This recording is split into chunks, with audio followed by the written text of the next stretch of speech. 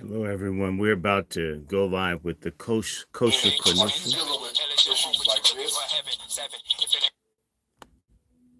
The kosher clinician. Hello, everybody. We're doing a special edition. We're exploring this whole thing of working with multiple platforms at one time. This is a thing that the other bigger platforms should be doing, bringing people together across regions and platforms versus keeping it concentrated among 4 or 5 or 10 different people. We really do need to see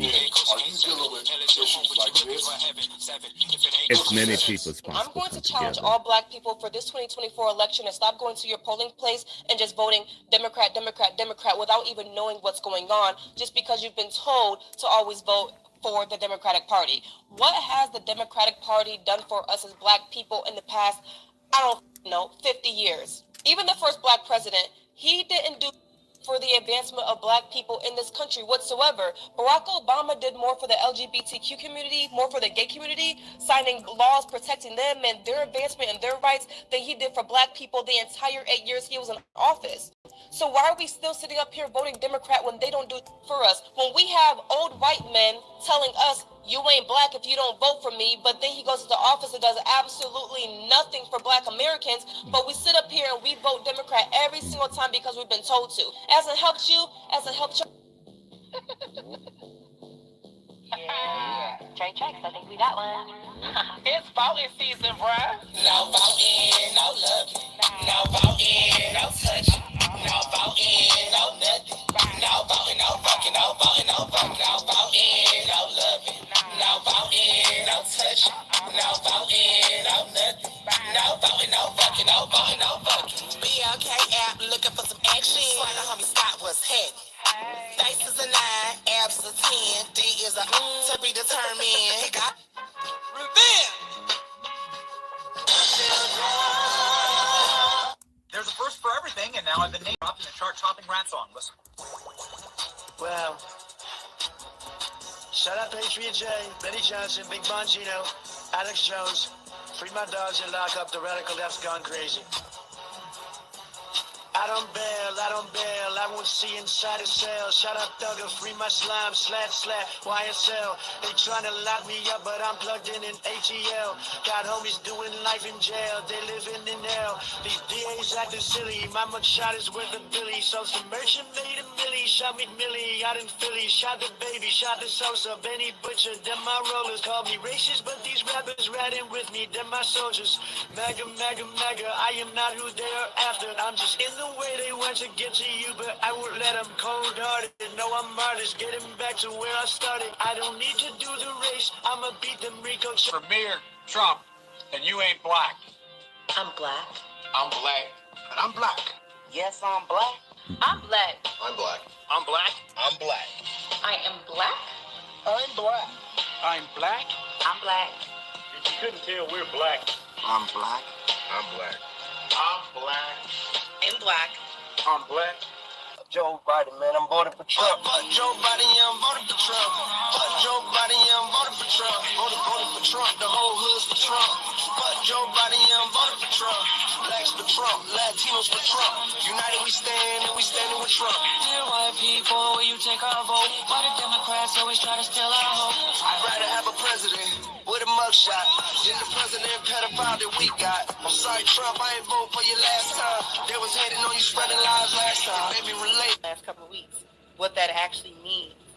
The men are simply not going to commit to a group of women that don't have a commitment bone in their body. Men stop. Because I'm not getting married to a thought. Men stop getting married. Men stop choosing these women for marriages. They stopped. They stopped dealing with them in a serious, committed manner and say, okay, if you're gonna open up the floodgates to sex, and I think one more thing before I take the next call, I think that saying, I think people have a little bit misunderstood the saying of why buy the cow when you get the milk for free. Right. Women have always tried, that kind of kills that. What, and and this is just I've been thinking about Marriage, this. that ain't nothing but a check. Because here in America, marriage has become a check. Now, he's not a passport, bro. He not going to get on the plane or nothing like that. But he realized that here in America, marriage is nothing but a check. There's no value in it. American society don't value marriage like it used to. It gets given all power to the weaker vessel, the vessel that was deceived in the garden by the serpent, and that's causing destruction among our community in particular, and other communities as well. So with that being said, if women want to get married, they want to be valued more. Like say, I was watching Philip Scott a couple of months ago. They starting to clamp down on this what you like to call no fault divorce in certain. I forget the state though, but it's a republic. They realize that men are the ones who bring in the wealth to the country, or bring in the economic finances. When them being passport bros, because of the unfair law the Democrats are putting in, that they can't really, as you know, they can't have too many men leaving the country like that. So I think in this next election season, not to get on politics, but I think if number 44 becomes number 46, number 45 becomes number 46, then I believe that it's going to be on number 47, whatever. You know what I'm talking about. So I believe that if he become president, I think a lot of things are going to change relationship-wise, because he's going to put in the laws that.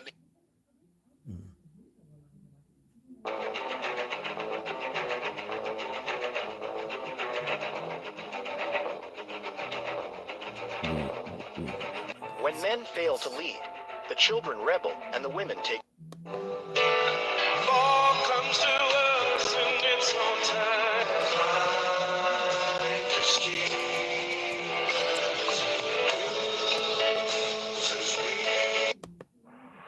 Cognitive dissonance is a condition that happens for a myriad of reasons. Many times in modern America, men and women often do one of the following. They deny the evidence. They become enraged when you present them with the evidence. They argue ad hominem attacks, meaning they attack the messenger instead of the message. And they will fight you or flee because they cannot hear what you are saying. A condition such as this, tied into cognitive dissonance, often happens to those that have or lack self-awareness. They stay in a perpetual cycle of arrested development, exhibited by this.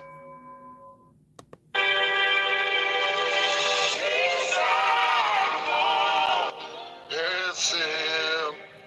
No more. Ma'am, book a session. Why do you think a woman who is average looking, below average physicality, below average weight, can sit around talking about they're going to hold out? Or wait, what are you waiting for? The answer is what many are waiting for is a sucker. They're waiting for somebody to go ahead and say, you know what? Even though you got 200,000 miles on you and had a couple of wrecks, I'm going to go ahead and pay brand new prices for it. Hell no.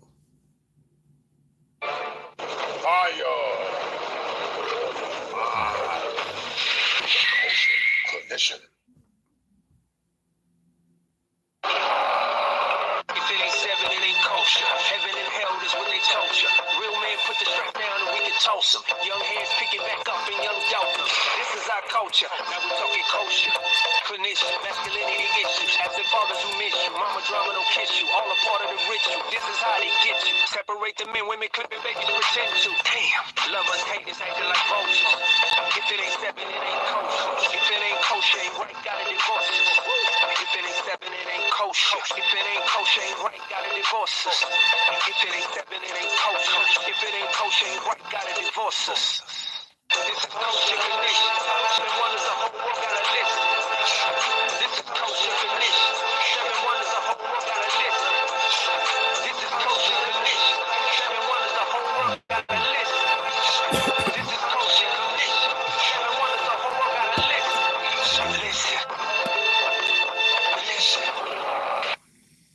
guys, hope you guys can hear me. If you guys can hear me, hit 1.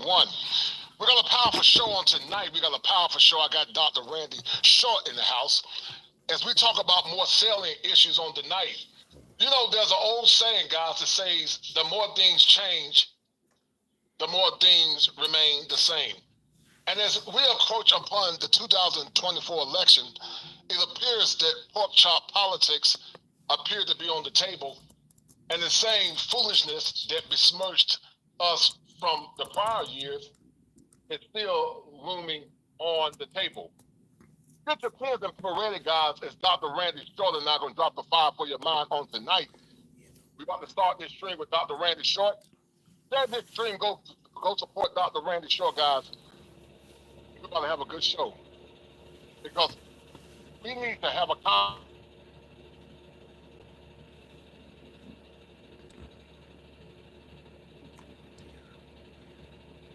Well, y'all used to me by now. When I do something, problems occur.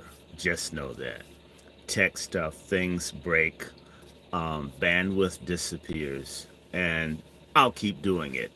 Just understand we must be really bringing some phenomenal stuff, because every time we get together, there's some problems on anyone's platform that deals with me. Short and I gonna drop the fire for your mind on tonight.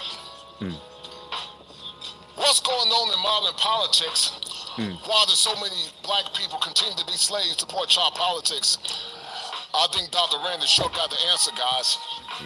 What say you?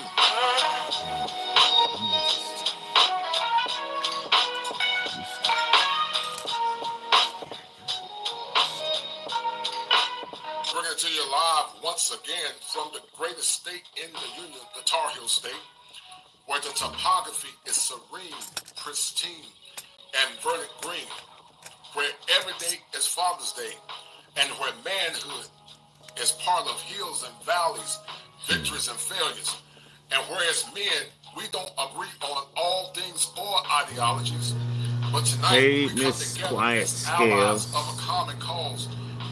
White man to you, Devin. Hey, Mr. Hatcher. I'm about to drop some fire for your mind. Rodney, how you doing? Hannibal, how you doing? Sidonian, how you doing?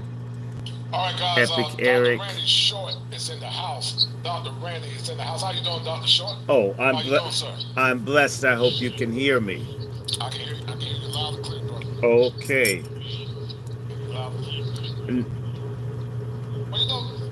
Your sound just went way down. Can you hear me? Can you hear me now? Let me see if I can do something on my end. Go ahead and try. Let's see. Can you hear me now, Dr. Short? I can hear you. I'll have to put my head near the sound. Go ahead. You hear me well? Not well, but I can hear you. All right. I tell you what, I'm trying to make some adjustments on my end. But as we get into the conversation, tell the audience who you are, Dr. Short, and why you're so passionate about the advocacy of black men, but also in the contextual framework of politics. Well, I'm a Washington, D.C. native. So I live here with all the mess. I am a black American descendant of English Moors and Aboriginal Indians from Virginia, Carolinas, and Maryland. Of course, Africans from all over. And basically, in a nutshell, I'm a black man that lives in America that wants what's mine. And we can do there, because a whole lot of introduction, I don't know. Either people are going to listen to what you say or not. I've been asked to introduce myself, and it made certain people, in particular weak, simplified, effeminate men, feel like I was boasting. You get asked to introduce yourself, and whatever you've accomplished makes them feel diminished. Yes. So I'll just do that. If people can't pick up that I know what I'm talking about, God help them. Well, you know, Dr. Short, the old Christian church used to say, "There's a leak in this old building, but my soul gotta move." Right. It appears that the modern Negro don't want to move because there's an old saying that says that the more things change, the more things remain the same. But Harriet Tubman also once said, she said, "I could have freed a lot more if they did not already know that they were slaves." Mm-hmm. Well, I'm going to differ with you. I think a lot of black people want to move, but it depends on who doesn't want to move. Who doesn't want to move are the old boomer black people. The old black people, like the 30,000 people that voted for Biden in an uncontested primary in South Carolina. He didn't even have to offer or say anything, just show up in a church where a white supremacist like him killed some people, buy a box of frankly need to die. They don't listen. They know everything. They're less educated than a lot of us, and they're stuck in their old ways. That's why we're not moving. We have not gotten rid of the silent generation and boomer generation leadership. We've seen the same people lead and dominate everything in our community for 60 years. It's too long. They want something else. I'll give you a very simple example of how people are backwards, that are of that older generation, that just fight everything, that you can't even make a suggestion because you're not in the same birth order as they. My family genealogist, a man named Billy Davis, he was in charge of being the griot for the family. And Billy Davis looked like Luciano Pavarotti. He was so light-skinned. And I actually knew Luciano Pavarotti. Okay, white man that raped her was, and that's how the family started. And as a little boy, I says, well, can I know, is there anything? He specifically did not like me simply because I asked, could I know more about the family? He would sit up and complain and moan about how people weren't serious. And as a child, I would pursue him, and he would shun me, even in public. He died 5 years ago, and within the last 3 weeks, 4 weeks, or I'll even say month and a half, I became very clear, because I've been researching, that there was never a slave ever in my mother's paternal line at all. Not one. But this was the old man everybody went to. You couldn't question him. He wouldn't share.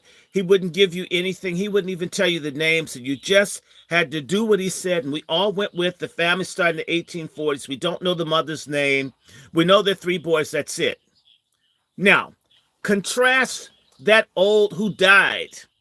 And I'm kind of good with him being dead, because were he alive, the genealogical work I'm doing, I would be seen as disrespectful to bring up the fact that the King James, who had the Bible written in 1611, is our great uncle. Mary Queen of Scots is my aunt. Elizabeth I of England was my aunt. Margaret Beaufort is my 16th great-grandmother. This is the kind of history we would have learned had this old Negro been open, but he had bought into the whole thing that who we are as a people were black slaves raped by white people. So let's just move forward, and that's it. Doc, do me a favor, brother, because you're cooking. I love what you're saying. YouTube is crazy about the R word, so say great, because they'll shut you down. So you know, I don't care if you say it, but they really... I mean, how is that problem. I mean, Oh, I agree with you. they I agree support with you. pedophiles. They let all this stuff go on these platforms, and then we talk about a regular noun. I agree with you 100%, man. You're We 100% need our own correct. platforms. I see a day when all of these crackers, social media people are going to go broke like MySpace. God hates the day. Right. Speaking of that, all this censorship that we've been under for decades from social media, not a one of those old broke down Negroes in the CBC has ever busted a grape. So the real issue isn't that we don't want to move. Certain people haven't died fast enough. And it's interesting.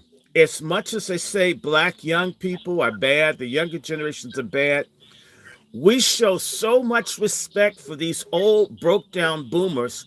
We've literally not even been who we were to try to show we respect older people.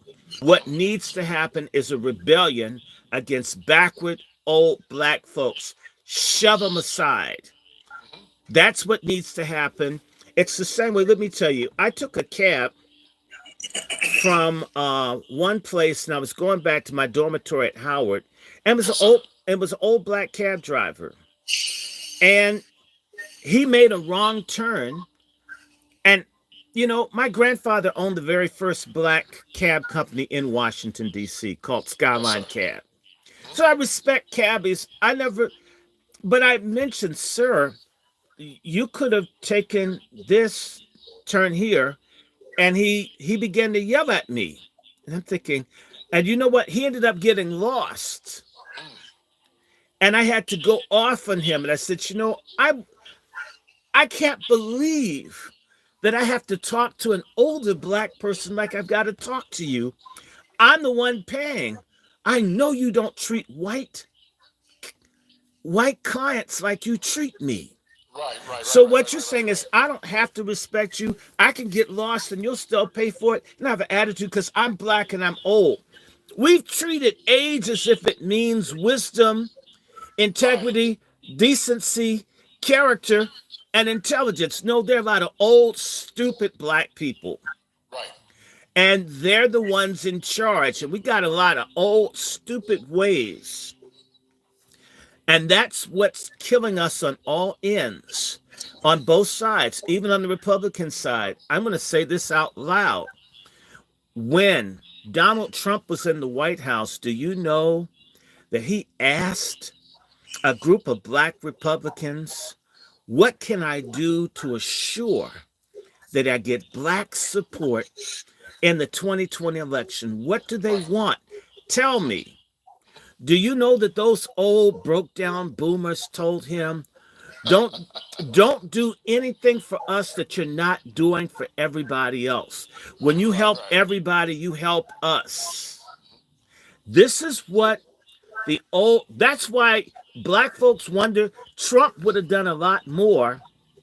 It's no good old boomer sellout, a fake Christian conservative black, I call them Republicans, who told Trump, don't do anything special for us. He was told, he went and asked, and he was rejected.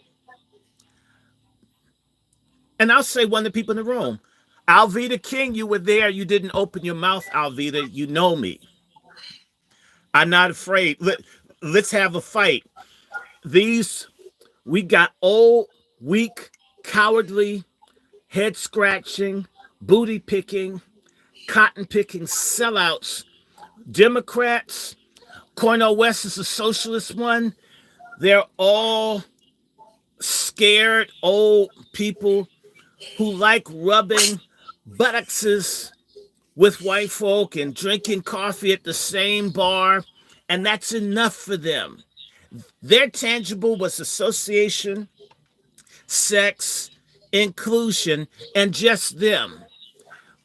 Our problem is we've been left for dead by these kinds of people on all the political spectrum, including the communists and the no-good Pan-Africanists, those old raggedy Negroes with dreadlocks, who want reparations for people in Africa, And we've got to fight for everybody black to get reparations. And yet those same folks who have bastards everywhere don't pay child support. Their families are more jacked up than the old woman in the shoe. And they want to save everybody in Africa. It's a whole generation of raggedy old traitors, because I've had gray hair since I was 11.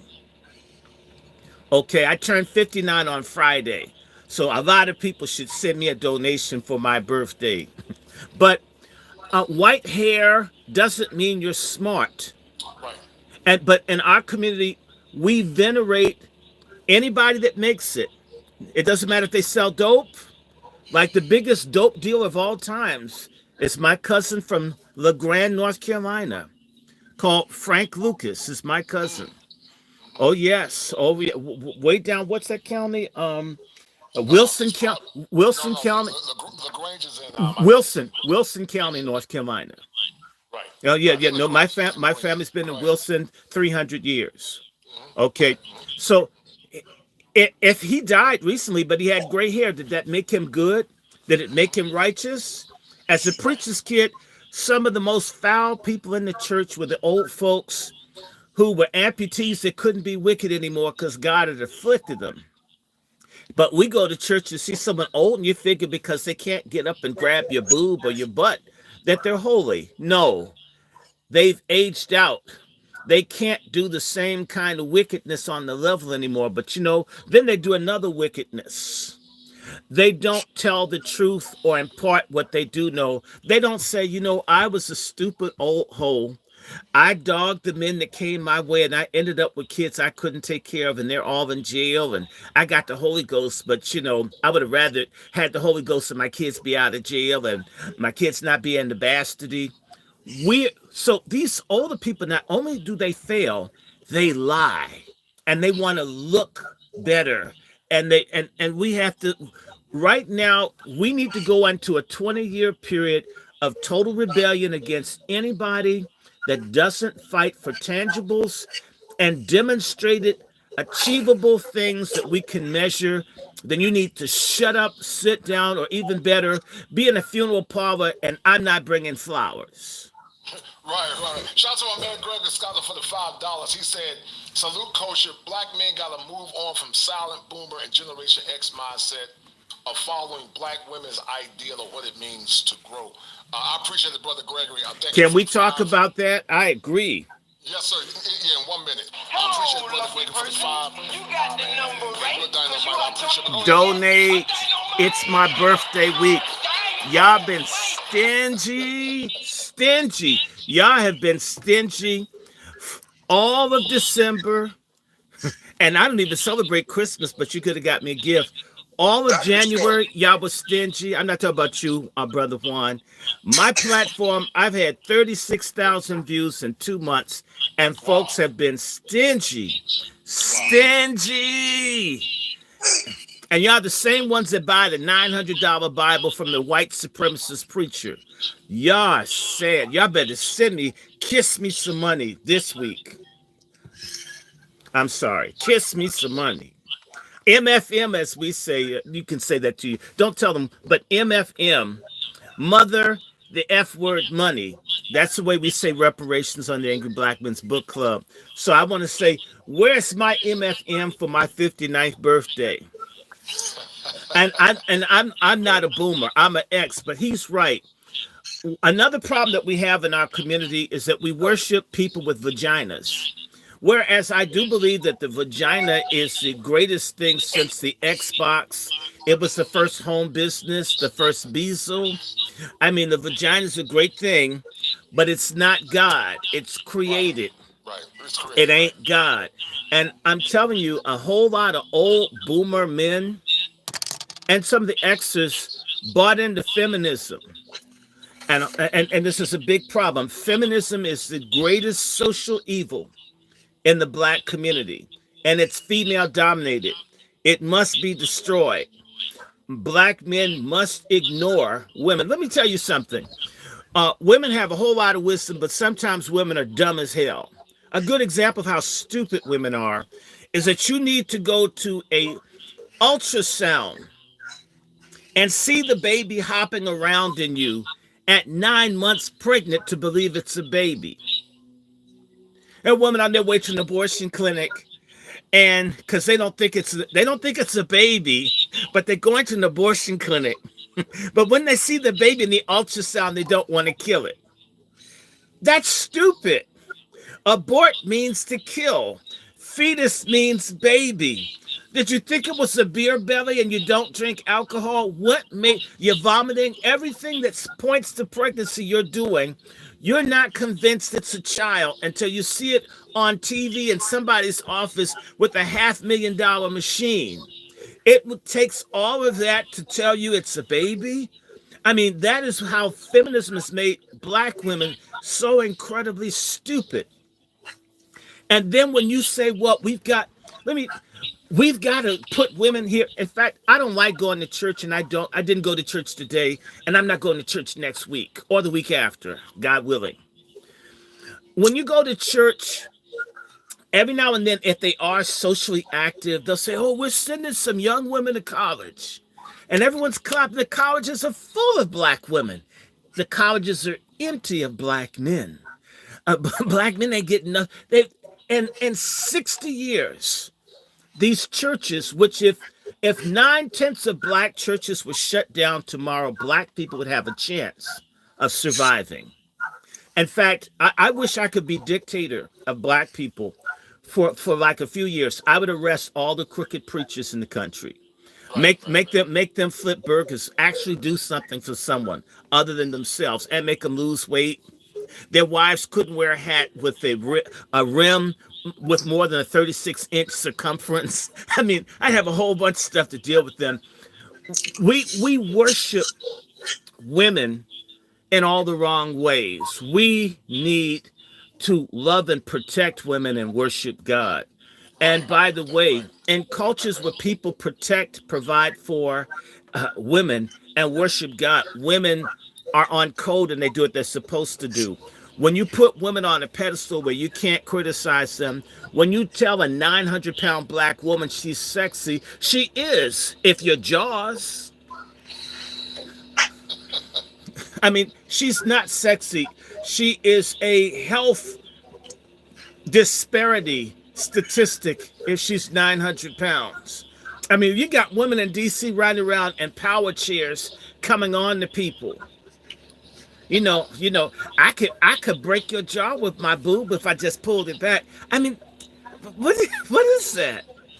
I was watching a video of Diane Carroll sing As Time Goes By on the Ed Sullivan Show. It got released today. Diane Carroll was so fine. I got to see her once in life.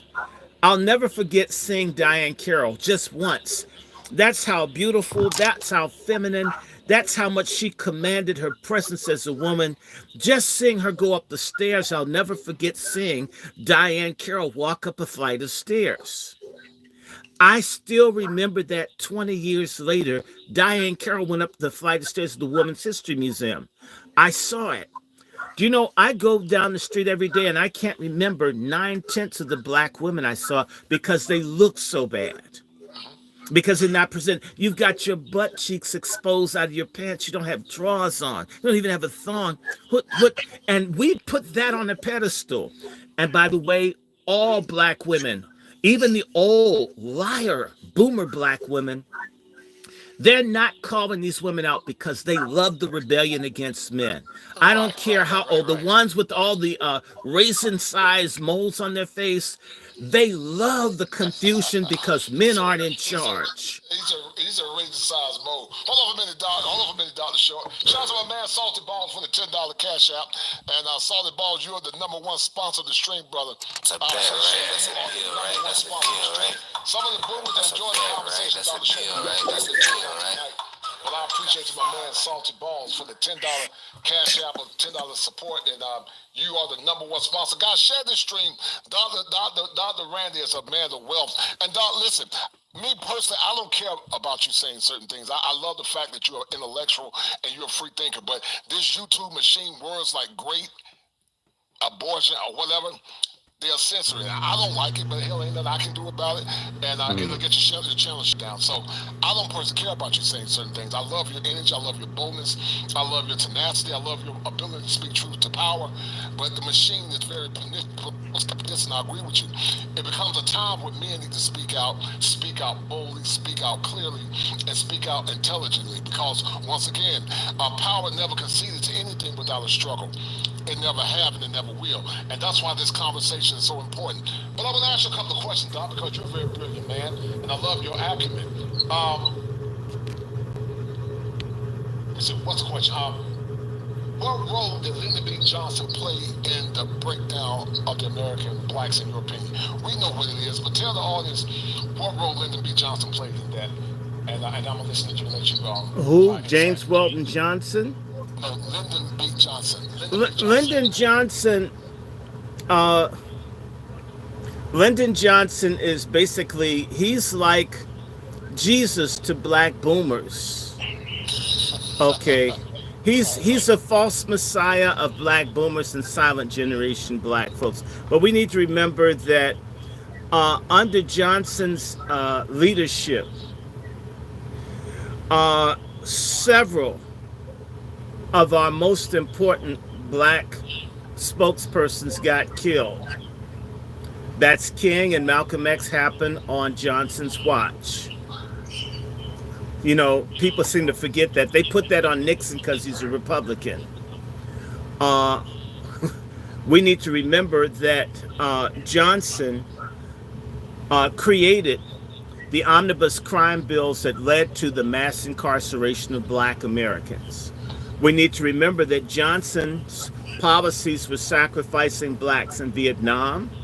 We need to remember that Johnson was responsible for bringing down the government of Kwame Nkrumah, who was trying to bring Africa together. Johnson was with the oppression that Baby Doc was doing in Haiti. Johnson was involved in helping the people kill black people all over Africa, Angola, Mozambique, Cape Verde, and Guinea-Bissau. He helped support the Portuguese. Johnson is the person who listened to Dr. Ravenholt, who came up with the whole policy of working to eliminate 1/3 of black people globally through the Office on Population, which is in the USAID. Johnson also said, you know, if we give Negroes a little bit, they're going to vote for us 100 years. Basically, we're not really going to help them, but we'll make them think we're helping them. Johnson was a very, very, very wicked man. And he's also the person, again, who sponsored eugenics, which is to get rid of us, to kill us off slowly. This came under Johnson.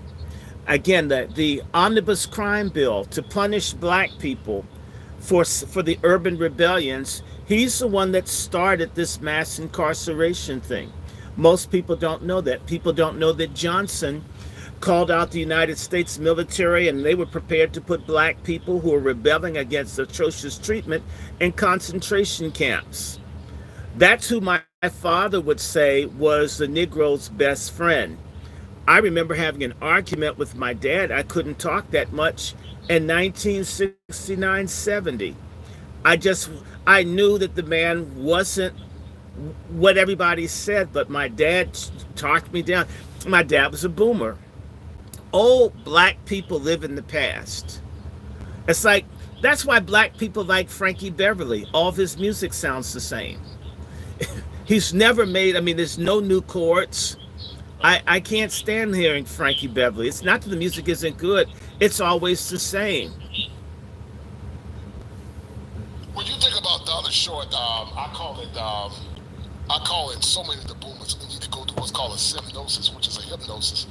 But they need to go through a semnosis to more or less understand why they continue to vote for policies that even Elmo can see as a detriment to the well-being of a so-called black community.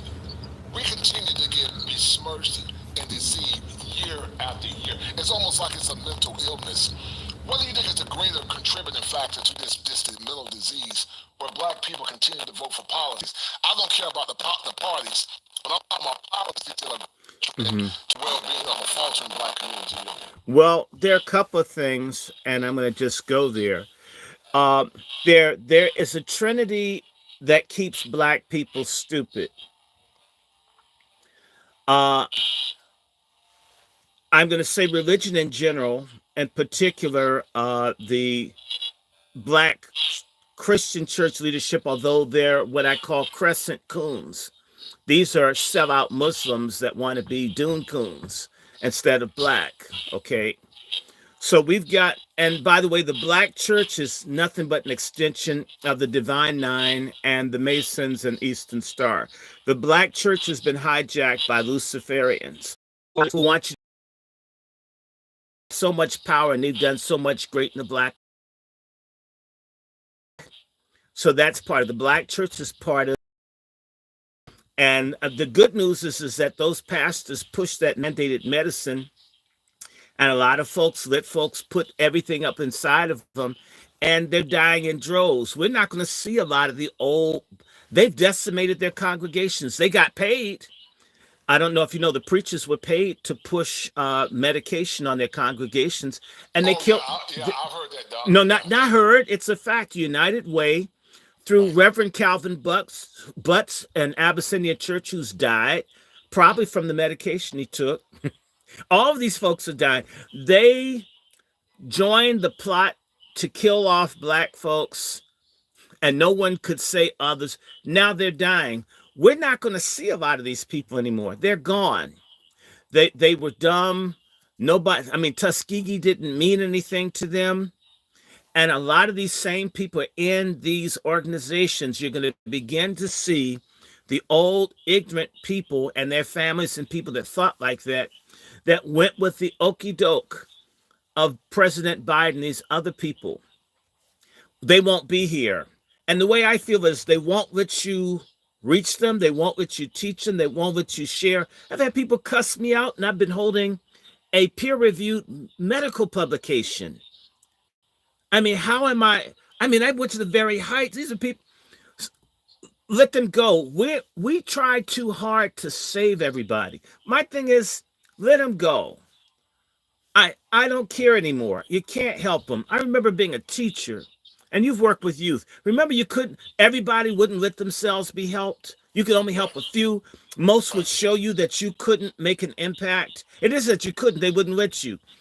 We try too hard to save people that don't want to convert or come along. That's true. Let the dead bury the dead, says Jesus. Yes, I love that verse. Now, so you've got the churches full of old people that are dying off. You've got these Greek letter organizations dominated by old people. Okay. And I'll put with them the secret societies. And then you've got these no good civil rights groups like the National Association for the Assassination of Colored People, Urban Greed. All of these groups are full of old black people living in the past. Okay. And the nice thing is that these groups aren't growing, they're dying. The point is that, but these old black people want us to die with them. And we have to say, no, you're older, you keep telling me, and it's your time to go on to glory if you're really going there. Where you've led our people, I don't think that they're going to glory. There are going to be a whole lot of old black folks with canes and wheelchairs and walkers that are going to hell because they ain't lived nothing, didn't tell nobody nothing, ain't invested in nothing, didn't learn anything, didn't read a book. You know, I've talked to people that do consulting for churches, and there were certain people that they didn't want computers in the church. They didn't know how to use almost everything that was now they objected to, and you had to work around. I used to volunteer for Carter G. Woodson's Associated Press or whatever, the press that Carter, and it was a couple old black women in there, and they would do everything with scissors and the old typewriter, and they didn't want anybody that wasn't old around, period. Don't even come around if you weren't like 60, you were seen as a threat. Right. So this generational bigotry is really strong, but it's dying. And what people have to do is withdraw. I didn't say don't believe in the Bible, don't believe in Jesus Christ, but why get up behind T.D. Jakes? And in North Carolina, why do y'all believe in that greasy, fat preacher, Reverend Barber? You look, I'm gonna tell you something about Reverend Barber because a lot of black folks in North Carolina like him. Right, right, right. Reverend Barber and I happen to be in the same denomination, although I don't participate anymore.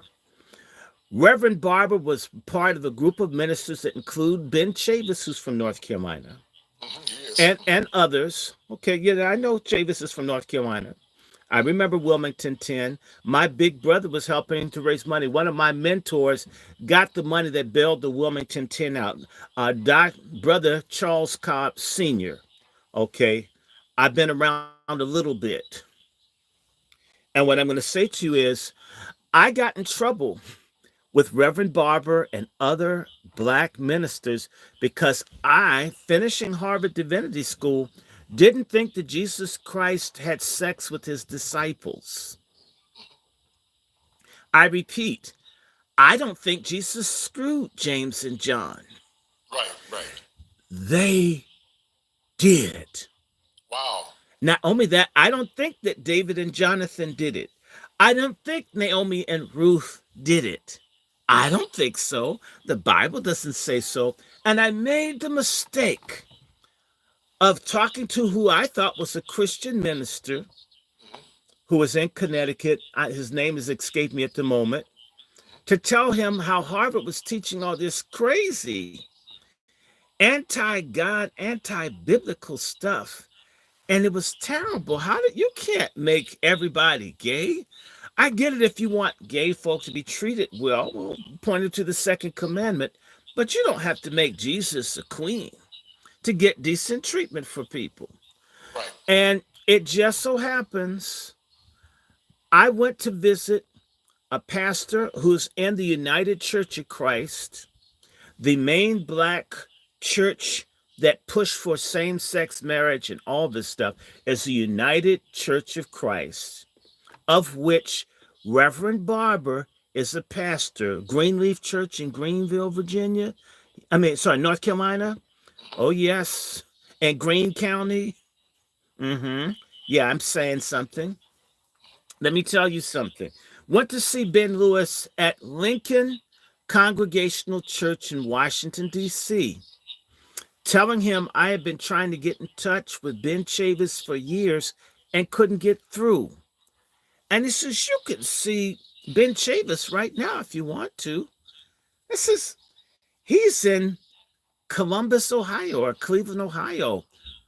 And he says, no, he's at the Howard Inn. Howard University used to have a hotel on Bryant Street and Georgia Avenue. It's now the Howard University Bookstore, African Studies Department, where I got my PhD from and other things. So he drove me up there. And when I got to the second floor of the Howard Inn, I heard all this screaming. I believe the guy's name is Ed Edmonds. He was a really strange congregational minister, and they were screaming, he has to be stopped. Stop him. Stop him. Who said that? This is what Ed Edmonds said. I was in the room. I just heard the screaming of this old man. Right. I came in. I had resumes, sat down at the table. I passed my resume to Ben Chavis. He looked down and he looked at the other people. Reverend Barber was at this big, long table. And I learned after the meeting, a pastor by the name of Reverend Edie told me I had been blackballed by the United Church of Christ Black Ministers Group called Ministers for Racial Justice, Mrs. J. Now it's called Ministers for Racial and Economic Justice, because I was a dangerous radical. I was trying to think, what had I said or done that was radical? And I realized this man was mad because I didn't think Jesus screwed the disciples. And so all of these people, including that Jerry Carroll Juice looking Reverend Barbecue, that big, fat, greasy preacher that shouldn't have been going to see The Color Purple anyway, but he probably likes the theme. Uh, they all blocked me because I didn't think the Son of God did men. Right. That is who you guys in North Carolina look to as leadership. And his running buddy, who has cancer up here in Washington, D.C., is, God, don't let me forget his name. I'm getting old. The pastor of Plymouth Congregational Church, who's no longer the pastor because he's sick, okay, told me, okay, this is his running buddy. They basically said Jesus Christ was gay. That's why he was on the cross. Wow. This is the leadership, and these are old black preachers. And this brother's name will come to me in a second. But that's who's leading the churches and or all of this strange stuff. Reverend Hagler.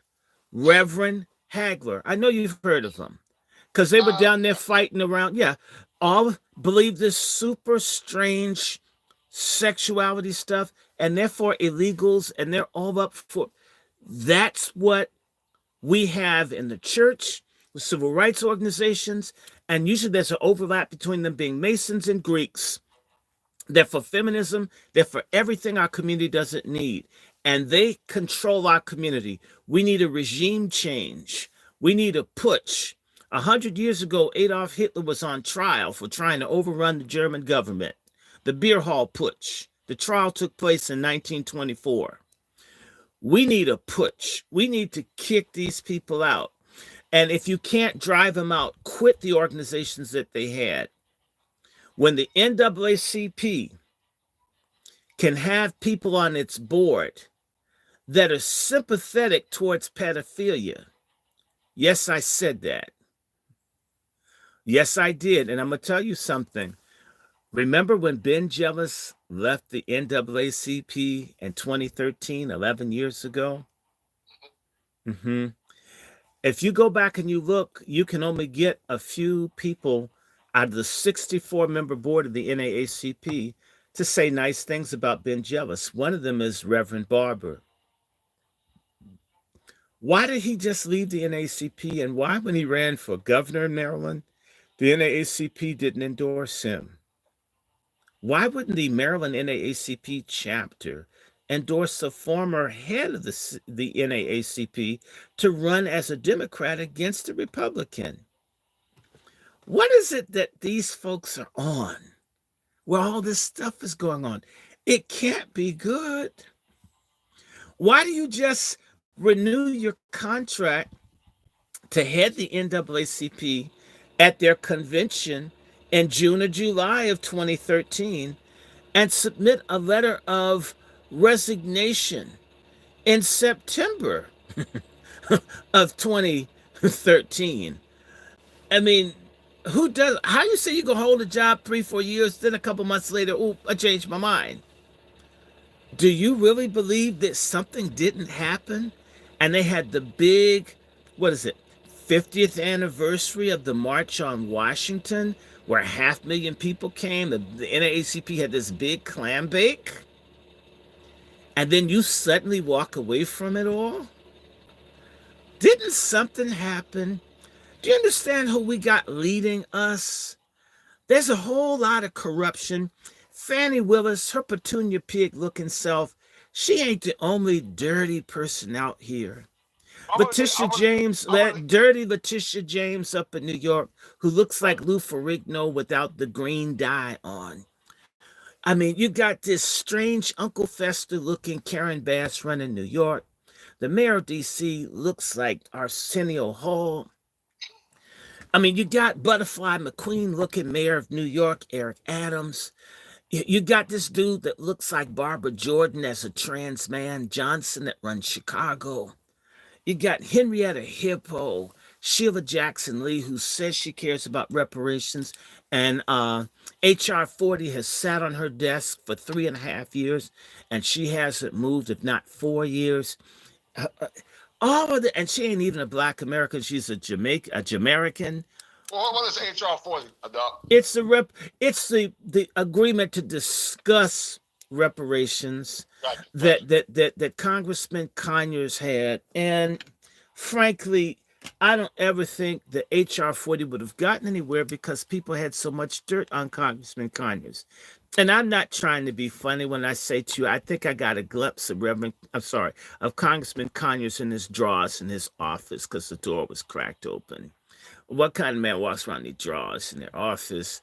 But, I'm not against Conyers. I'm just saying, but he was in his drawers with his shirt on. I mean, who does that? This is a kind of corrupt leadership. These people come to Washington to be freaks. They get caught up in the orgies and the drugs. They don't come here with the plan to help us. Look at how these illegals coming to this country get more rights, more tangibles, more benefits, more immunity from the police, attacking the police than us obeying the police. Somebody negotiated this, and I want to let you know every single solitary Black church in this country that is in the National Congress of Black Churches, every Black civil rights organization or any that pretend to be Black, every Black Masonic order and secret society as in the Leadership Conference for Civil and Human Rights, all are in alliance with the illegals, the gays, and the feminists. Who they're not allied with are Black people. And that is why you can have Hindus who hate, or Sikhs, because the woman down in South Carolina, Nikki Haley, because that's how she got where she is, Nikki Haley. She's an Indian. She's half the melanin, twice the freak of Kamala. Kamala's a Brahmin, passes a Black. And there's a silence that Nikki Haley is responsible for Black folks not having access to health care by the hundreds of thousands in South Carolina. She and Clyburn and that, forgive me, all Republicans aren't good. We know that Tim Scott looks like a cross between the Cosby Kid and the hee-haw donkey that knocks open the door on the opening of the show. Ain't never done nothing too out there.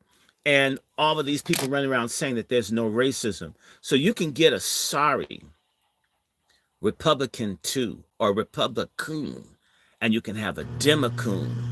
What we have to be about, as you said earlier, are policies that deliver for us.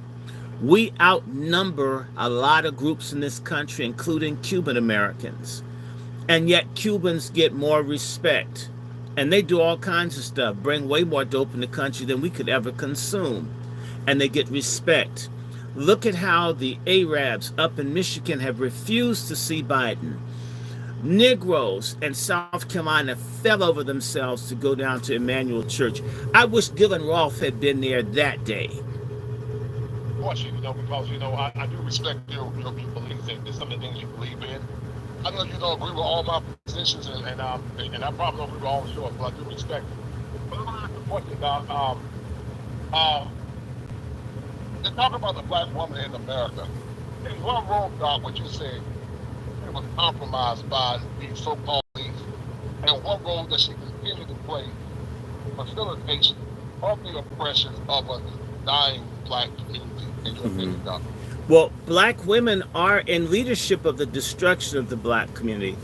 The minute that they got out of order in the late 60s, early 70s, and they've been there since, Black women are the lead element in the destruction of the Black community. First of all, through abortion.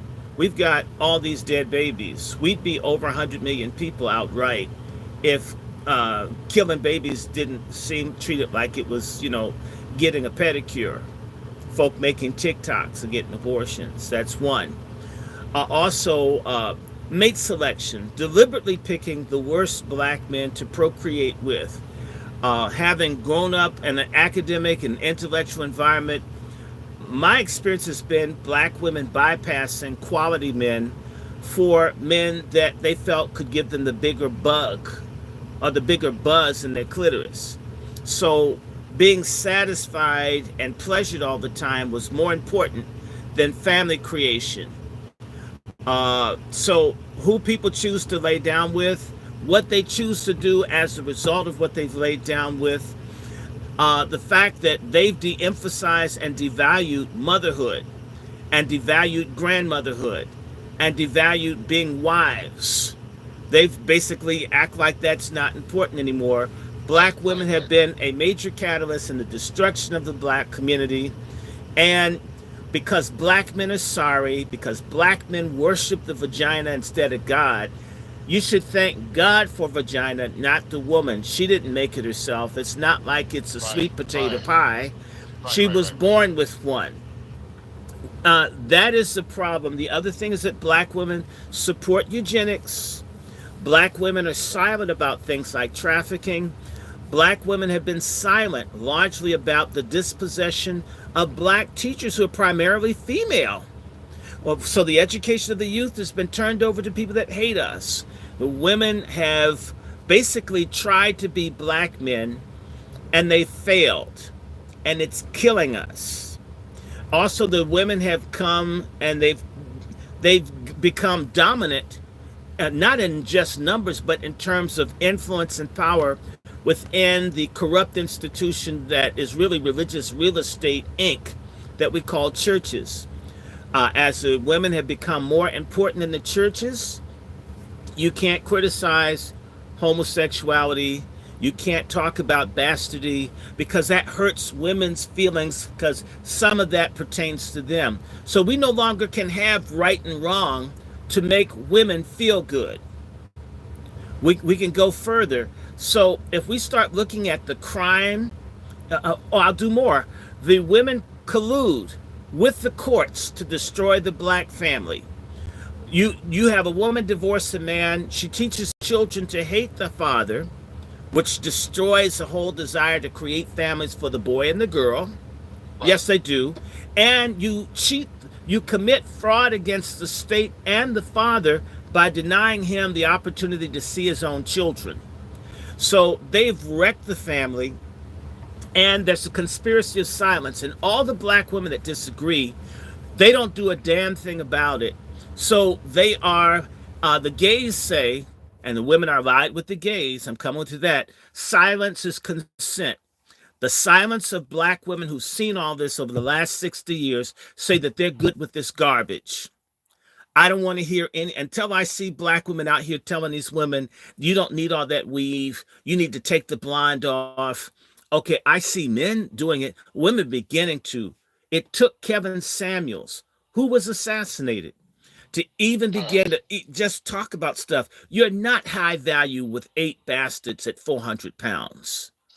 You're an insurance underwriter's nightmare. Nobody wants you. You don't want yourself. You know, one place that you'll never see a fat woman go into at a carnival, it's called the Hall of Mirrors. They make a beeline right around it. They know how bad they look. Fat isn't pretty. I grew up, everybody wasn't fat in the 60s and 70s. You remember, what do you mean? I'm big bone. No, you're fat. You're overweight. You eat too much. What happened to good home? They've done other things to ruin the health. They want the processed food. What happened to good hometown cooking? Down home cooking, greens, what we ate for centuries. You want the convenience. So wait, you don't cook, you don't mother, you don't wife, you don't love, you don't teach your kids to read, and you don't screw. And I'm talking about years at a time, married folk that go to church, that make it rain on that sissy, take dicks, jakes, and yet they won't even make love to the man that they said I do. If I do, it means stretch him wide and hang him high. I'm talking about your feet and hook your husband up. You know, on my salt thing, I'm going to give a sermon, and my sermon's going to be give him some you know what for Jesus. Bless that man with the cooch you have. I mean, what are you trying to do? Raise black widow spiders down there? That man needs to be hit up. He's working. These women talk about them cheating. It's because you've outsourced your jobs, hoes. Screw these men. If they walk down the aisle with you and you so big, they probably have to move the benches aside. He's with you and you can't give him any.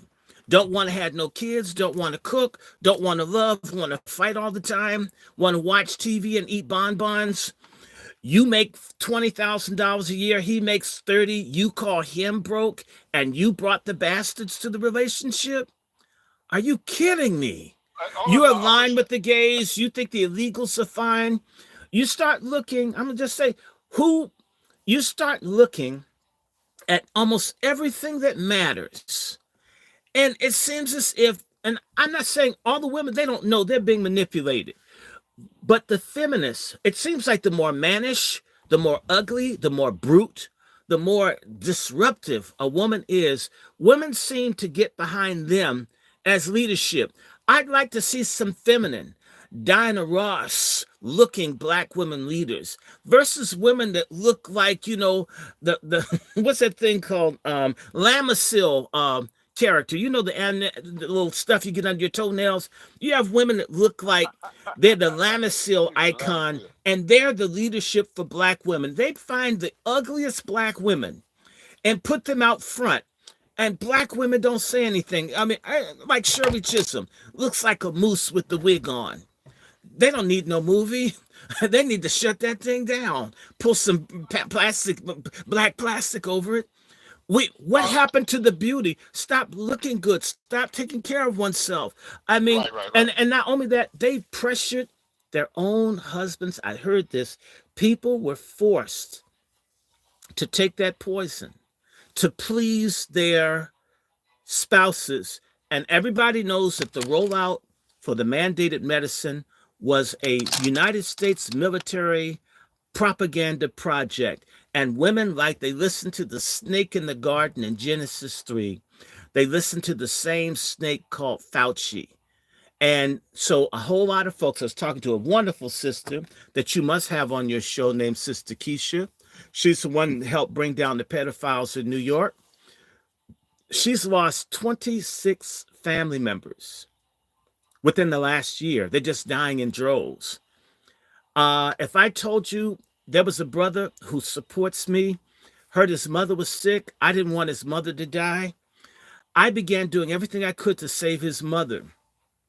His sister got in the way, and his sister told me, even though I said sister, she said that her mother wouldn't live if they took her off of remdesivir. And and that's, these women are out of order. They were never meant to lead the people. They're meant to help support and be alongside black men, not out front. We need to yoke these hoes and put them in formation. No more discussion. We need patriarchy. Matriarchy has failed us. Matriarchy is genocide. It's a genocidal family situation going up against patriarchal societies of everybody in the world. America is the most diverse society in the world. They're all patriarchal. We're matriarchal. We're dying. They're growing. Who's wrong? Black women, and I'm going to use this word, fagonist. A fagonist is a black male feminist. He hates black men. He hates patriarchy. He's all up under women. He doesn't necessarily like women, but he worships a vagina. And he's an idiot. And he might be a Greek or Mason. And he thinks just going along with whatever, if women want it, makes him cool and popular with women. And he loves being against his brothers. He's an antisocial, narcissistic wreck.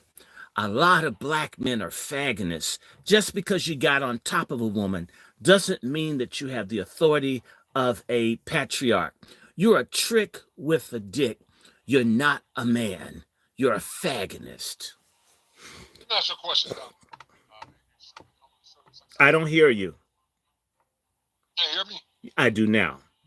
Yeah, I'm going to show you something, but what do you think about this woman and also, can you hear me?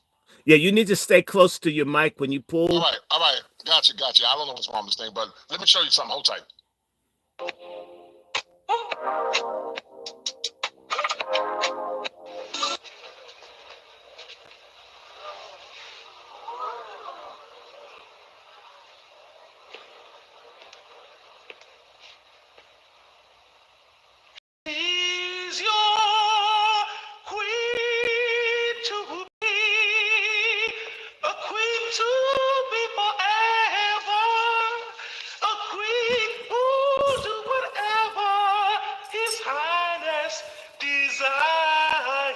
universe. She's your queen to be. A vision of perfection, an object of affection to quench your royal fire. You have any kids, Victoria? I do. I have 4 children. Looks like she has 10. 20, and I have an 8-year-old. That's 3 ages. I have twins. They're 20. The 20-year-old twins. All by the same man? Yes. My oldest kids have their own dad, and then my 8-year-old has her own dad. So that's 2 men? Yes. Have you ever been married? No. No. This proves that the lovely ladies of the community don't understand math. This proves that the lovely ladies of the community don't understand economics. This proves that the lovely ladies of the community don't understand money. They don't. First, they think brothers making 6 figures is ubiquitous. They are not. Black men making $75,000 for them. They're not even 15%. They're more like 13. That's number 1. Number 2, brothers who make 50 grand more than that, put them into the 120 range.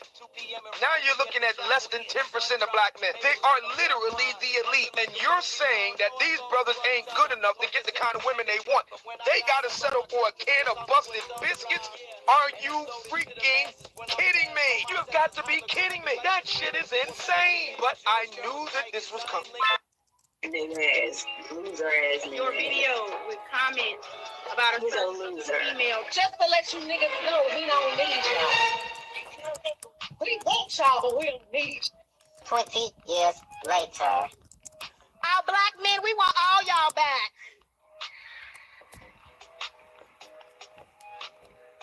Because we love you, we see you, kings, and most importantly, we need you. And most importantly, we need you.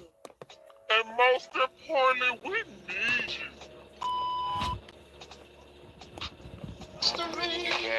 If you were that's for the streets. You can't delete the scheme. You can't delete the scheme. I know him who used to suck it every Monday. Go ahead. Dr. Short, Corey Hogan said, you can't delete the scheme.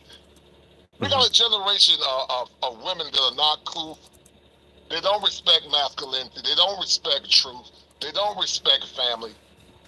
They think they're better than the average man. Mm-hmm.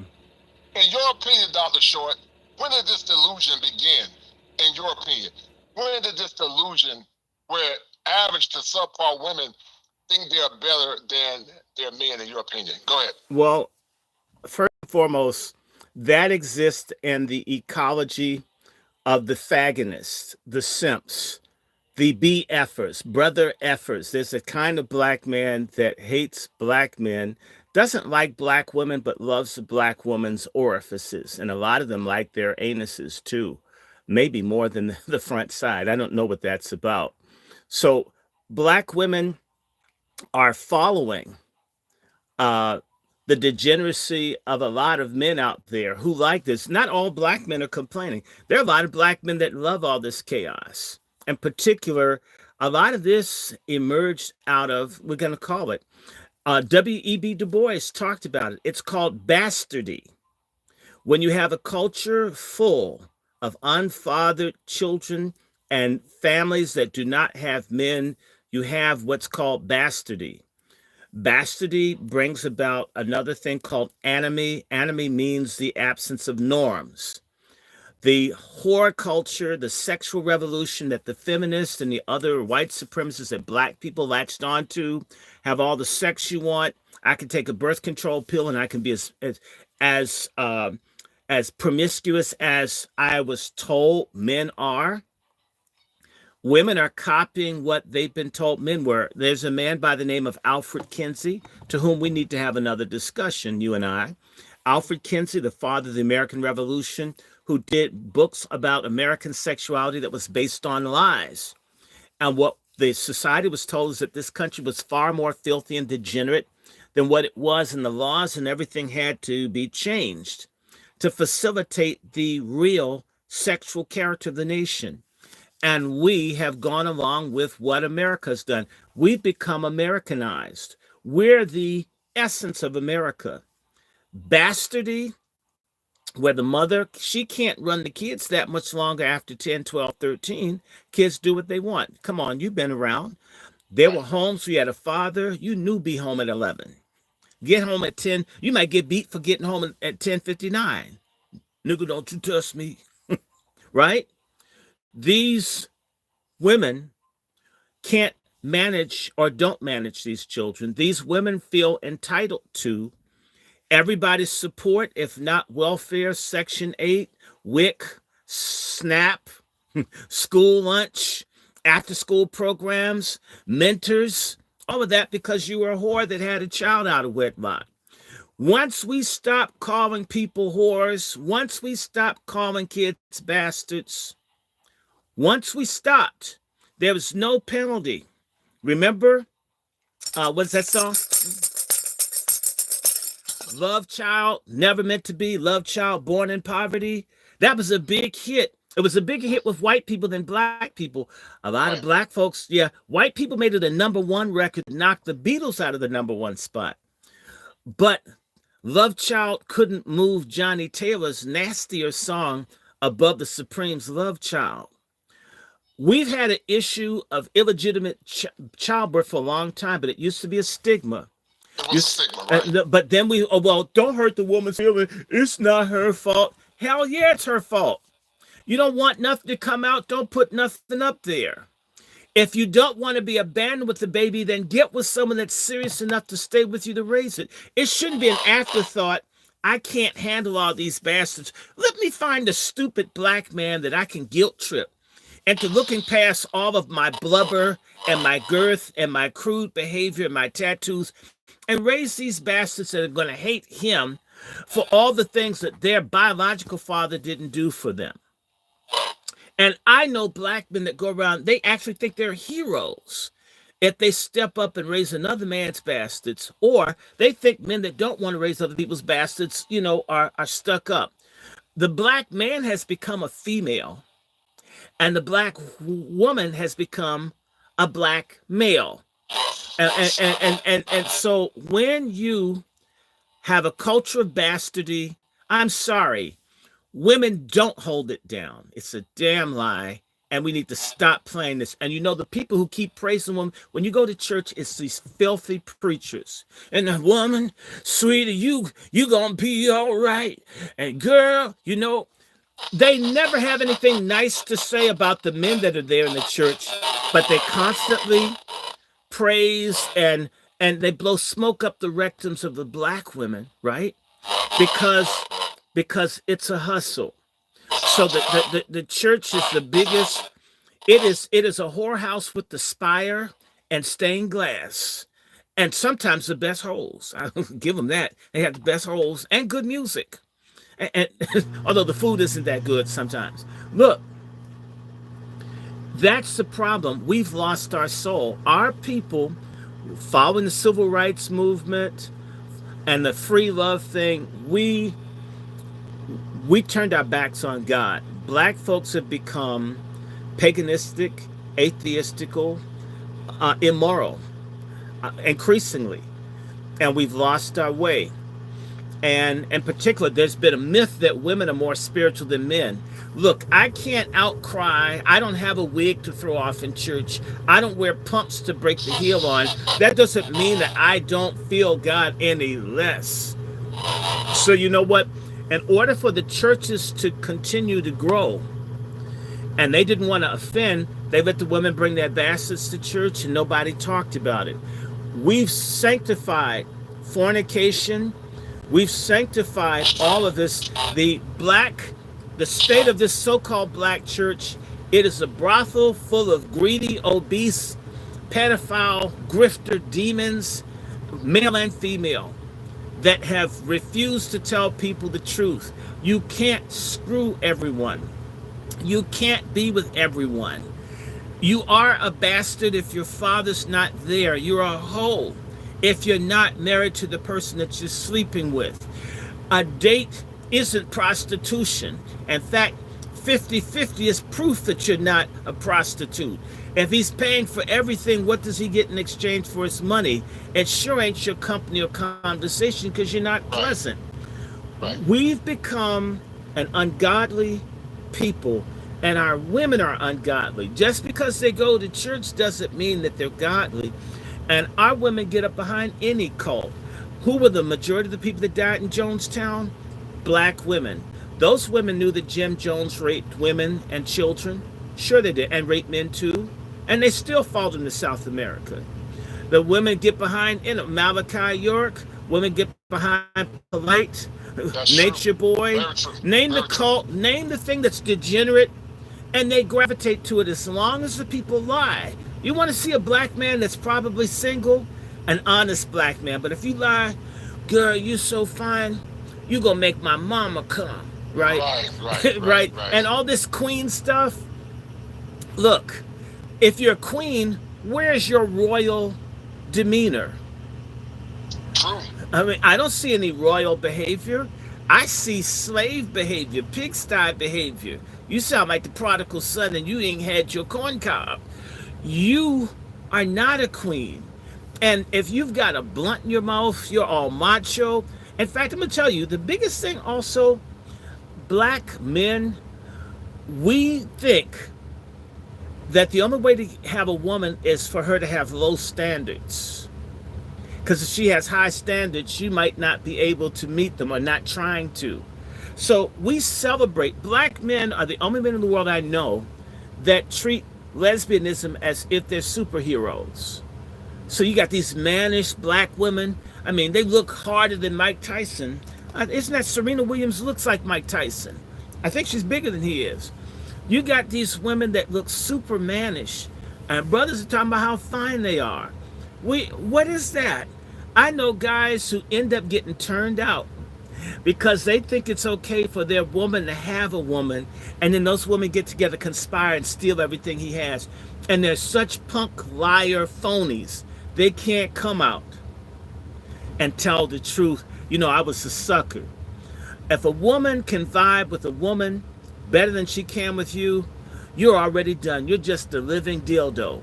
And a lot of black men have such a low self-image, they don't mind being a living dildo. As long as my dick is so much she can hate me. I had a dude right down the street from me who got stabbed in the neck by a woman, but after with the blood coming out his neck, well, I got some pussy. I'm thinking, do I need to get stabbed in the neck for some pussy? And so black men are Baal worship. The Bible talks about Baal. Those were black people that worship freakiness, that would have sex everywhere. All these folks saying we Hebrews, well, if we are, we're in the Baal worship. We worship sex and frivolity and baby killing. And that's what's happened. We've lost God. And we put money, we have all these idols, and we put God in the toilet, wiped our behind with them, and tossed them after we thought with civil rights laws, we'd be able to run with white people and nothing would matter anymore. And then that kind of faded out. And then they brought out OFAGA. And that, Obama was the magic bullet that was going to make us just as if we were white. And there's still people clinging to Obama. They want to bring out Manshell. I hope that's a woman. I hope so. I mean, because I'm a lot of, y'all gonna have to get a refund for your book if that's not a woman. We hate God. And that's a big problem with black women. Black women hate God for making them women. Okay, and yet they don't like black men. You wouldn't be a white man if he made you a woman, idiot. You'd be a black man. So I don't know what they're on. And God bless Kevin Samuels. I feel like pouring a frankincense libation for him.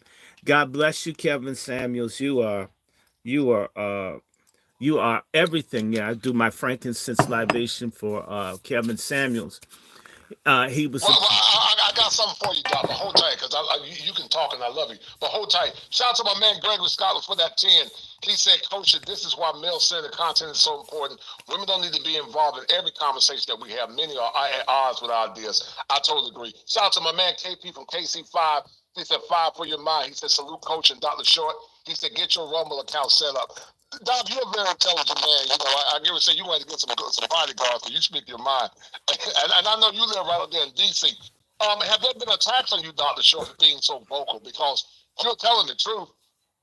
You know, and like we always say, we ain't gonna agree on every position, but I agree on a lot of things that you say. But where do you get this tenacity from, Doc? The being a clarion caller that you are, and doing it unapologetically in a time where people are afraid because of censorship. Because I agree with you 100%. American black men have become, not all, but many have become weak. They don't damn stand for anything. They let women disrespect them. They have the lowest standards, in my opinion. You got women that weigh damn near 400 pounds. Like this woman I showed you a minute ago. When you and I were growing up, and you're a little older than me. I'm 52, you 59. But if a woman that was ran through back in the day, I'm 58. Like I'll be 59 on Friday. Okay, well, 59 on Friday. Yeah, so okay. Yeah, tell them to send me something. Kiss me something for my birthday. But listen, God is a very brilliant man. Send Dr. Short love up. He's a brilliant brother. He also you got a book club also, right, Doc? Yes, the Angry Black Men's Book Club. All Absolutely. Right. Don't check out his book club, but check out his YouTube channel. Tell me the name of your channel, Doc. The Angry Black Men's Book Club, and I also have Salt Ministry LLC, and we're doing our series on God's message to Black Americans. And the last sermon we just did, I don't know if you saw it, but it's Loose Dicks Sink Ships. I don't know what that means, but no, it's saying that we can't put our penises ahead of the fate of our people, and godly men love and should like sex. His first commandment was get yourself some. Didn't he say be fruitful and multiply? That's before you heard thou shalt not kill. He said, Adam, get busy, get yourself some, boy. I made something for you. And he didn't give him a sex doll. He gave him a real woman. So God is pro-sex, but God is anti-promiscuity, anti-sodomy, anti-eugenics. And we as black men have been diminished in pretending that our manhood comes through our penis, because our manhood comes through God, the creator. You're still a man, because there are a lot of black men, the reason that we could have told you ain't nothing if you ain't laid up with someone. You know, we're just the opposite. If you travel outside the United States, in the developing world and anywhere else, a woman is nothing who hasn't gotten a man. In America, the black man is nobody if he doesn't get a woman. And the same racist, supremacist manipulation system tells the woman they don't need a man. So the black man, he looks bad in front of his male peers because he doesn't have a woman. He can't get the woman. The black man has been attacked by this matrix, Luciferian matrix of confusion. And the black man hasn't figured it out. You can break the game. Women ultimately decide who they're going to stay with. We can't buy them. There'll never be enough money. When these women say, I want a millionaire, they're basically saying, you've got to buy this. And yet they'll tell you, I'm not an object and I don't want to be objectified. Garbage. You do want to be objectified when you run around with the price tag on your vagina, letting everybody know what you go for. You've objectified yourself. You've let everybody know that my vagina has a price. When you put a tag on it, you're no longer in it for love. It's like, it's like a future. It's your vagina's your pork belly, and you're throwing it on the open market to see if you can get the price that you want. That isn't love. And we have to bust that. And there are way too many deviant black men that call themselves players and ballers who've been able to accommodate this promiscuous, wicked HIV, AIDS, and syphilis, and gonorrhea, and chlamydia, and herpes spreading culture that we have. It's unpleasing to God, and it's gotten us to this state. Alongside white racism, supremacy, credit redlining, everything they've done to us, we then murder, kill, rape, infect, destroy, sodomize, molest one another in this culture where we worship the vagina. And that dude's talking about body counts. You know what? The only person that should be happy with the body count is a mortician. It's a pitiful man whose woman has more air miles down there than a 747. You're a pitiful man. Okay, and a bunch of black folks can't have children. They're sterilized from the STDs that they got. Nobody talks about this because if you start talking about STDs and sterility, a lot of black women can't have a baby because they've got fallopian tubes that look like Swiss cheese. You had too many people scrape up in there like they're Benihana. Now you can't have a baby now that you met a good man. And now you got women stealing babies and all kinds of stuff. T.D. Jakes' daughter tried to steal a baby. That's something going on right now. You didn't know that? Right. Oh, T.D. Right, Jakes. I think I heard something about He, man, he's so fake. And sisters love T.D. Jakes. And you know, he looks just like that actress. Remember that movie, Guess Who's Coming to Dinner? Yes. You saw the movie Guess Who's Coming to Dinner? Pendergrass. I mean, I'm not Teddy Pendergrass. Sidney Poitier. Okay, right. And the woman that played Sidney Poitier, B. Richards, I think her name is. T.D. Jakes looks just like B. Richards from Guess Who's Coming to Dinner. All of these guys, they look like women. The women look like men. I mean, T.D. Jakes' wife looks like Charles Barkley. Remember? Shout out to my man, my 2 cents for the $10 super thing. Guys, go support Dr. Short. Dr. Short is a brilliant man, very intelligent, unapologetic in his masculinity. He speaks truth to power, and he's one of the last clarion callers that you saw in me yesterday. You know, Dr. Short, many people love Donald Trump, and I want to get to that because you are a wealth of knowledge. But I want to ask you a couple of questions about Trump. I want to run this clip before you, and then I want to talk about the Kevin sandwich, because one could argue in this loaded question that Marxism is at work in the destruction of the current American fabric. I want to also argue, Dr. Short, that it's been what's called a Hegelian dialectic to bring order out of chaos. I want to argue, Dr. Short, this has been brewing for the last problem. I probably since the inception of the Americans. You live in D.C. And one will argue this it's proliferated to something that's totally out of control now. It bothers me, Dr. Short, when I hear so many ignorant people saying, save the community, black love. You're not going to save no damn community, Dr. Short, when you don't respect and honor the men of that community. It always starts with the head, because the man is the image of God.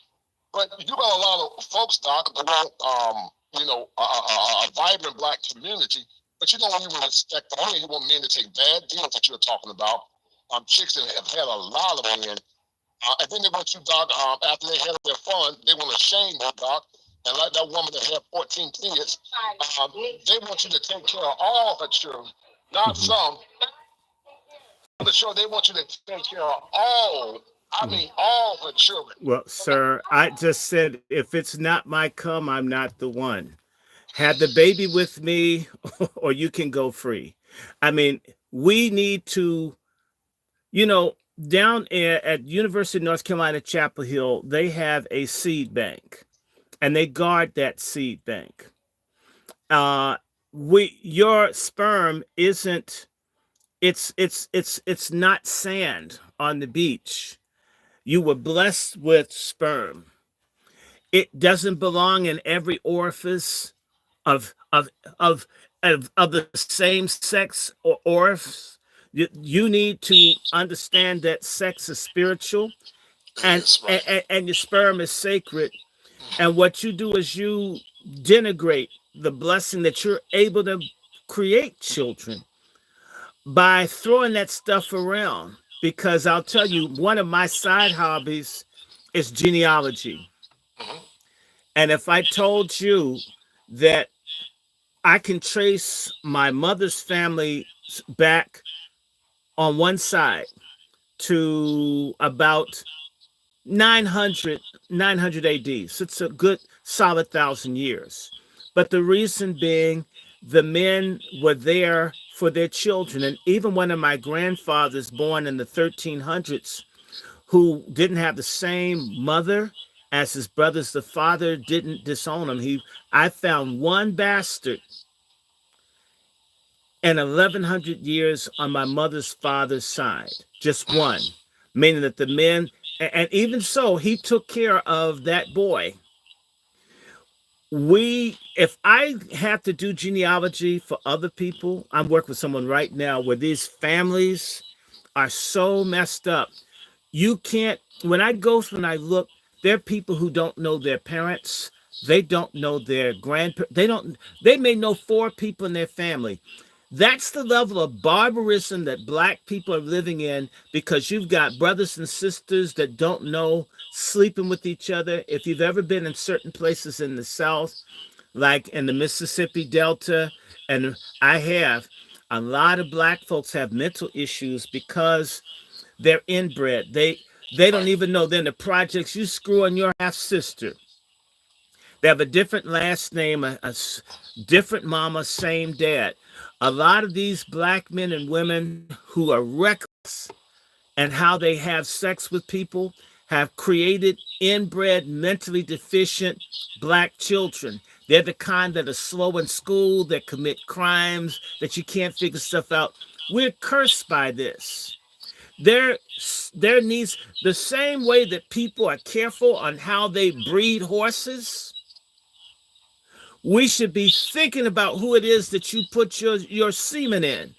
I mean, so the recklessness of it all, that's anarchy. That's why we have a lot of problems. 2 days ago, I was talking to a cousin of mine who I met through Ancestry, where two girls were left in foster care because someone didn't want to man up. Now they're two dysfunctional women in their 40s because somebody just busted a nut and left.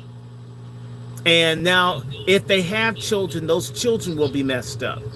Right. And then she's on doing DNA. I meet people, they can't find any of their family. They've been cut off. It is a crime, and this is something that black women do, and black men do it too. They lie about paternity, they keep secrets, and people don't know anything. Do you get where I'm coming from? And I've got family in North Carolina. There are a lot of holes in my family. Holes. North Carolina holes. My grandfather had two wives at the same time. I had a great uncle down in Elm City, North Carolina, with the black and white wife at the same time. At the same house, pregnant at the same time. There seemed to be a tradition in my family of having two women pregnant about the same time. I guess they talk about it at the pool hall. But so this man had a black wife and a white wife. And the Klan came after him and he shot him up. And he went over to Richmond, Virginia. So I may be running into people who are my cousins. You know, what if I hook up with somebody? When I was at the University of Virginia, there was only one girl I liked at the school. Just one, named Karen. Went to family reunion. Who was at that? Karen. Wow. You get where people don't realize sometimes the people that you're attracted to are your own blood. They're not the people that you're supposed to hook up with. But when people just screw and it's different names, this is anarchy, this is barbarism, this is paganism, it's degenerate. We absolutely need to think about what it is that we're doing. I'm not saying don't have sex. I'm saying be smart with sex. But you know what? We're the same people that could build pyramids, but we get real stupid with our clothes off. If that's our downfall, that's what I said in my sermon. Loose dicks sink ships. Let me show you something, Doc, real quick, because you said something about Kevin Sanders, but I want to talk about that, but I also want to talk about Donald Trump. Let me play this, because I want to make sure we talk about Trump. But then, Doc, I want to talk about pork chop politics. That's a term that you coined, and I want you to explain to the audience. I said pork chop feminists. Okay, well, pork chop feminists. Well, explain that, but maybe you can flip it even to pork chop politics. Hold tight, Doc. Are you dealing with issues like this?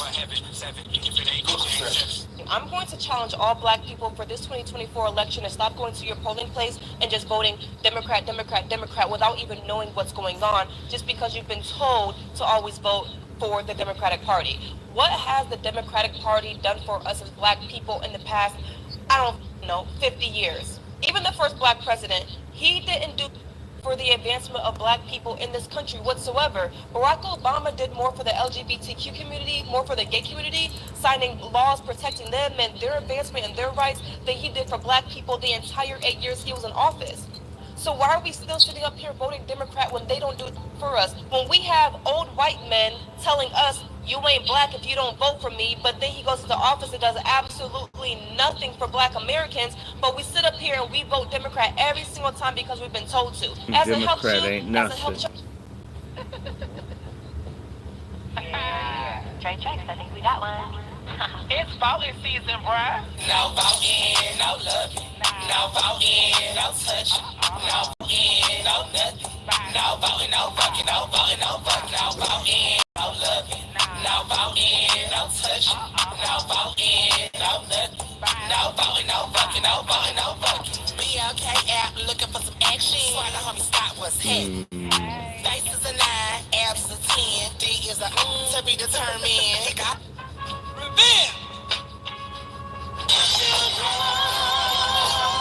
There's a first for everything, and now I've been name dropped in the chart-topping rat song. Listen. Well, shut up, Patriot J, Benny Johnson, Big Bongino, Alex Jones. Free my dogs and lock up the radical left gone crazy. I don't bail, I won't see inside a cell. Shut up, thugger, free my slime, slat, YSL. They tryna lock me up, but I'm plugged in ATL. Got homies doing life in jail, they living in hell. These DAs acting silly, my mugshot is worth a billy. So some merchant made a milli, shot me Millie out in Philly. Shot the baby, shot the Sosa, Benny Butcher. Them my rollers call me racist, but these rappers riding with me, them my soldiers.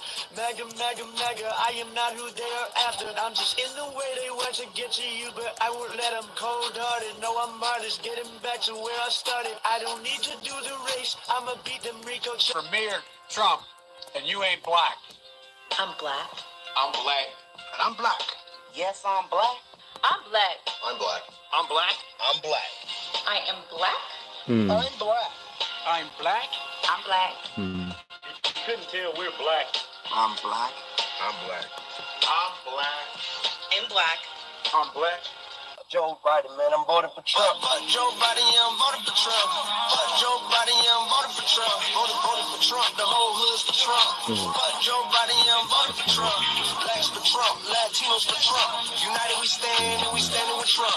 Dear white people, will you take our vote? Why the Democrats always try to steal our hope? I'd rather have a president with a mugshot than the president pedophile that we got. I'm sorry, Trump, I ain't vote for you last time. They was hating on you spreading lies last time. Made me relate. Last couple of weeks, what that actually means. All right, Doc, you know, a lot of black men are voting for Trump. Blacks are voting for Trump.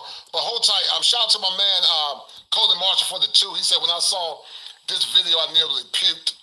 And shout out once again to all the brothers that come in. But Doc, this goes back to what you were talking about when you talk about degeneracy. And sadly, a large percentage of women that look like us, and some brothers will argue they're not our women, they continue to vote for these policies and these miscreants that go against the greater fabric of our ancestors. When you saw that clip, Doc, and all the machinations associated, what was permeating through your conscience, man? Well, what is interesting to me is that the women's movement and the sodomite movement are allies. If you understand the purpose of the feminist movement is to destroy the patriarchy, black women have become the spear tip of destroying the family. And in order to destroy the family, you have to destroy the men who are the safeguards of the family. And so they're allied with that same woman. If her man in that video were to have slept with the drag queen that was singing, she would feel betrayed. But her in alliance with him to attack black men standing up for the community is seen as okay. And it underscores for me is that women and men have a different morality structure, which is why men should be in charge. Right. I'll give you an example. You can look around the country. Everywhere that you had a black political machine led by black men, black people benefited when you had black male leaders. Marion Barry, Coleman Young. You had the guy in Chicago, Harold Washington. When you got those guys, you had Gibson, you had Sharp James. They weren't perfect, but black folks got tangibles when you had black male politician mayoral candidates who got into office. They looked out for black people. Now that we have black women as mayors and other positions, show me something tangible that these women deliver to the black community.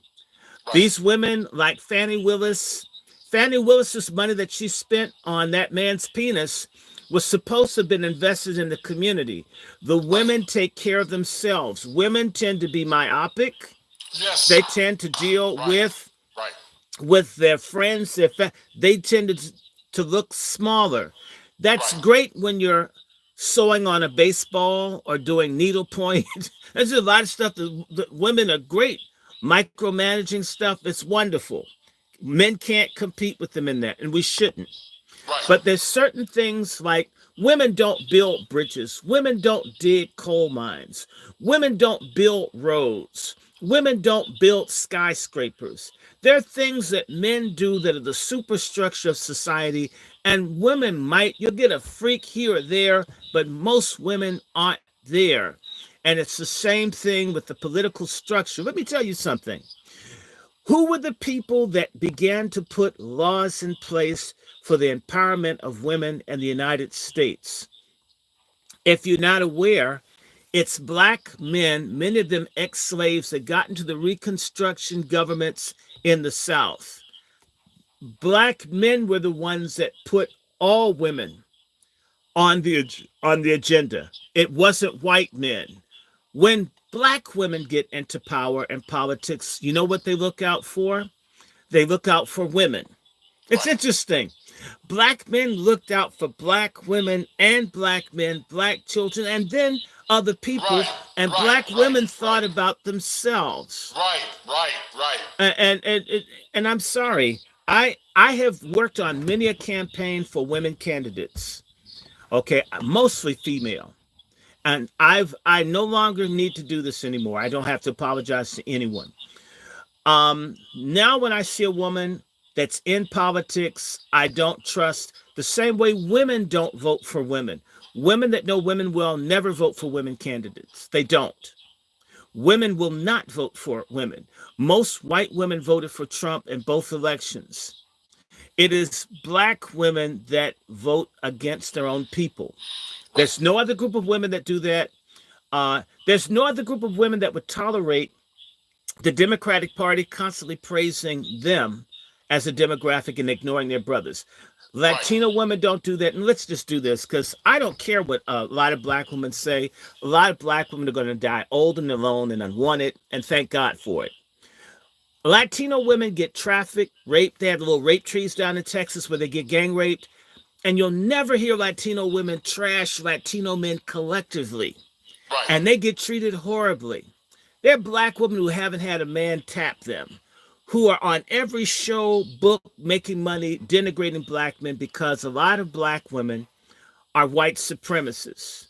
And you know what? Black men, it's black men's fault. We act as if everybody that has a vagina that's black is a freedom fighter. To me, your pussy may be good, but not your character. And we need to have both. No, I agree with you, Doc. I agree with you 100%. I want to show you something else. But you and I believe that Trump is an antithesis to liberal politics. But however, Doc, if I play the devil's advocate, some would just say that Trump is just the other side of the same coin. I want you to talk about that. But let's look at what we're gonna look at what Demond Wilson said in a minute. But what do you say to the critics, Doc, that say that? Because you know I'm a policy advocate. I don't care for either party. I'm a policy advocate first. But what would you say to the critics that say that Trump is the other opposite side of the same coin? What would you say about that? It makes no difference. The communists are another side of the coin. The socialists, the libertarians. Politics is dirty. The world is dirty. If you want perfection, become a Christian and live right, you'll make it to heaven. in earth, it's going to be a fight. These people talk like that. They don't want to fight for nothing. Everything's just supposed to be wonderful and nice. Isn't it interesting, those same black people who talk this mess, but if you go to their church convention, they fight all the time and they have factions?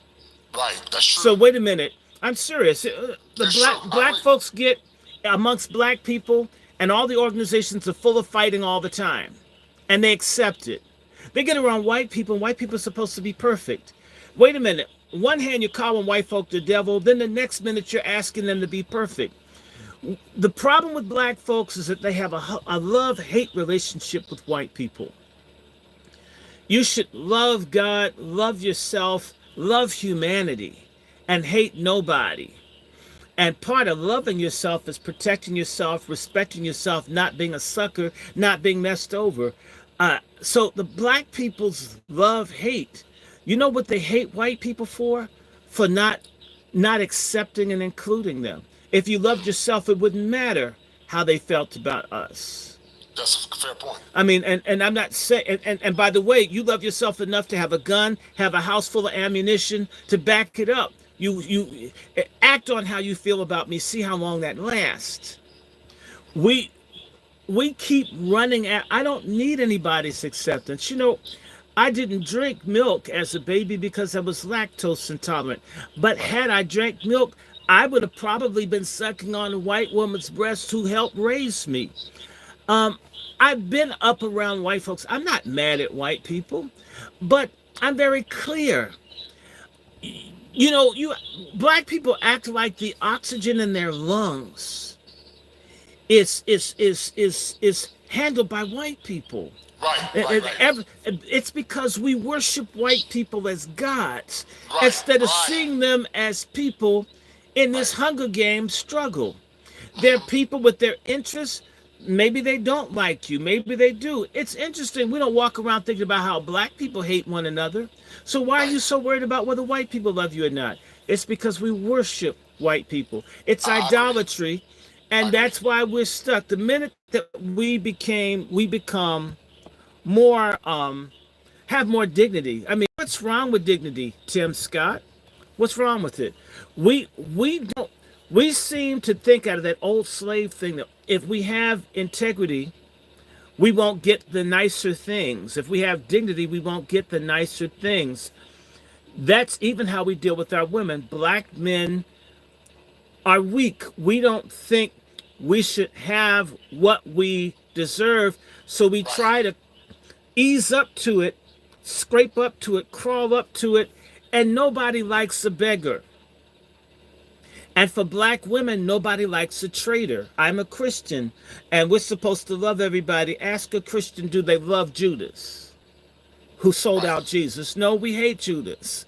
We're glad he killed himself. He should have did it. And 30 pieces of silver, you didn't get enough, punk. Nobody likes a traitor. Nobody likes a beggar. Nobody respects weakness. Black women will go after a man that would beat them down before they would a man that would bring them roses that they thought couldn't protect them if someone came and put their hands on them. Everybody wants strength and power.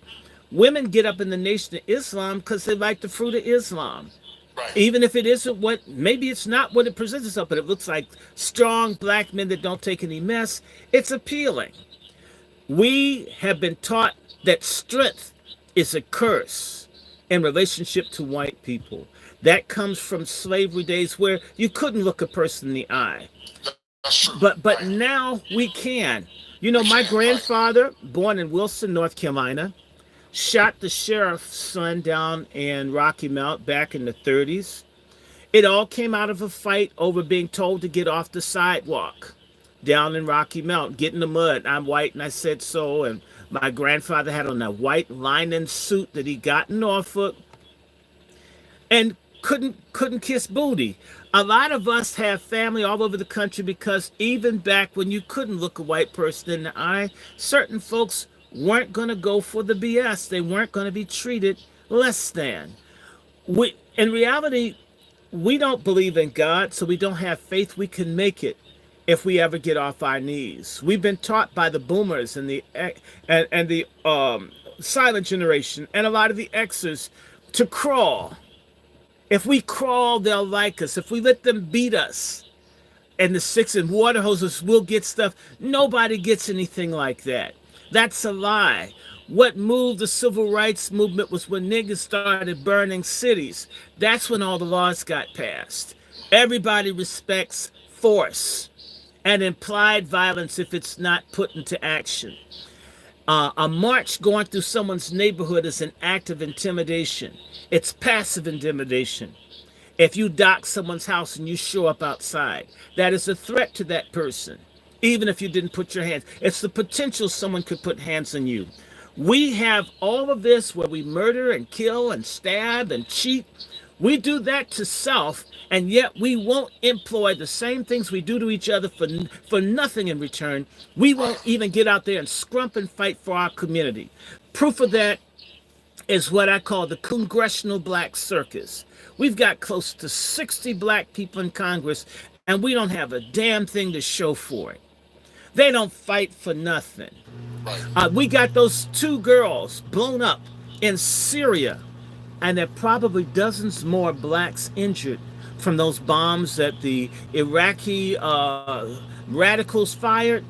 Notice that we don't see pictures of all these people that have been injured since October. I bet they're all black. Why hasn't anybody asked? And your congressman, the ex one, Butterfield, the one who looked like the Frito Bandito with no sombrero? Yeah, I said it. He does look like the Frito Bandito.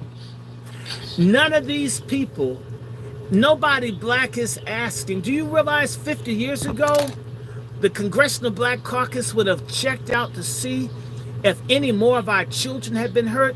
Nobody's saying take our children out of this free fire zone in Syria. We have no business with soldiers in Syria. The Iraqis want us out. Why are they sending National Guards people instead of United States military people? And they had that effeminate Lloyd Austin, the one that looks like Esther Roll from Good Times. He's incompetent. They put a black guy out there so they can use him as a cover to send black kids to get slaughtered overseas. And we're so happy. Ooh, a black person's Secretary of Defense. He ain't defending us.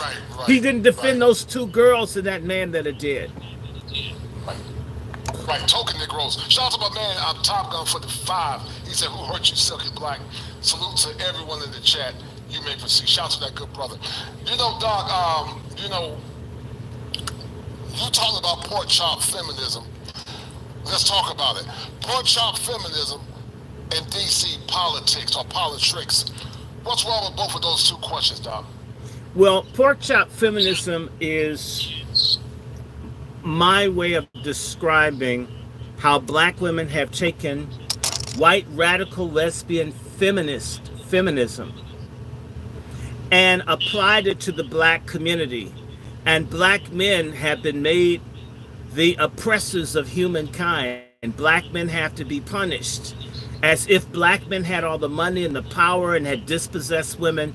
And it is both ideological, because they live their life as if black men are the enemy, black children are the enemy, and anything that attacks black men's sources of power or esteem gets attacked as being anti-female. And yet those same women bitch and complain about the absence of things that men did do when we had the patriarchy intact. Right. So pork chop feminism, this is a schizophrenic, amnesiac, self-hating, sexually confused black woman that thinks she's woke. She can't tell a dildo from a dick, but don't you try to tell her. Oh, she said, it's long. And so you have these women, and these women are intersectional. They can unite with every other group of people. In fact, black women that marry white men don't get divorced.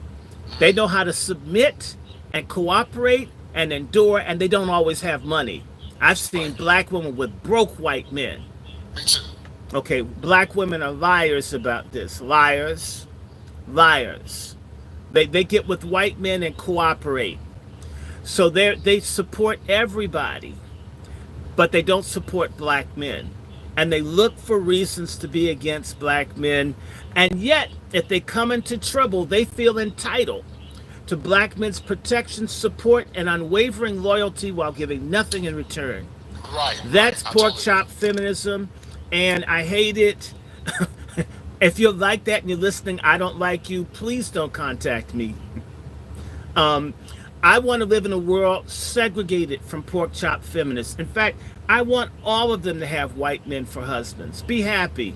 Go away. Create confused children. At least you'll know how to comb their hair. White women don't know how to do black kids' hair when they have when they have children.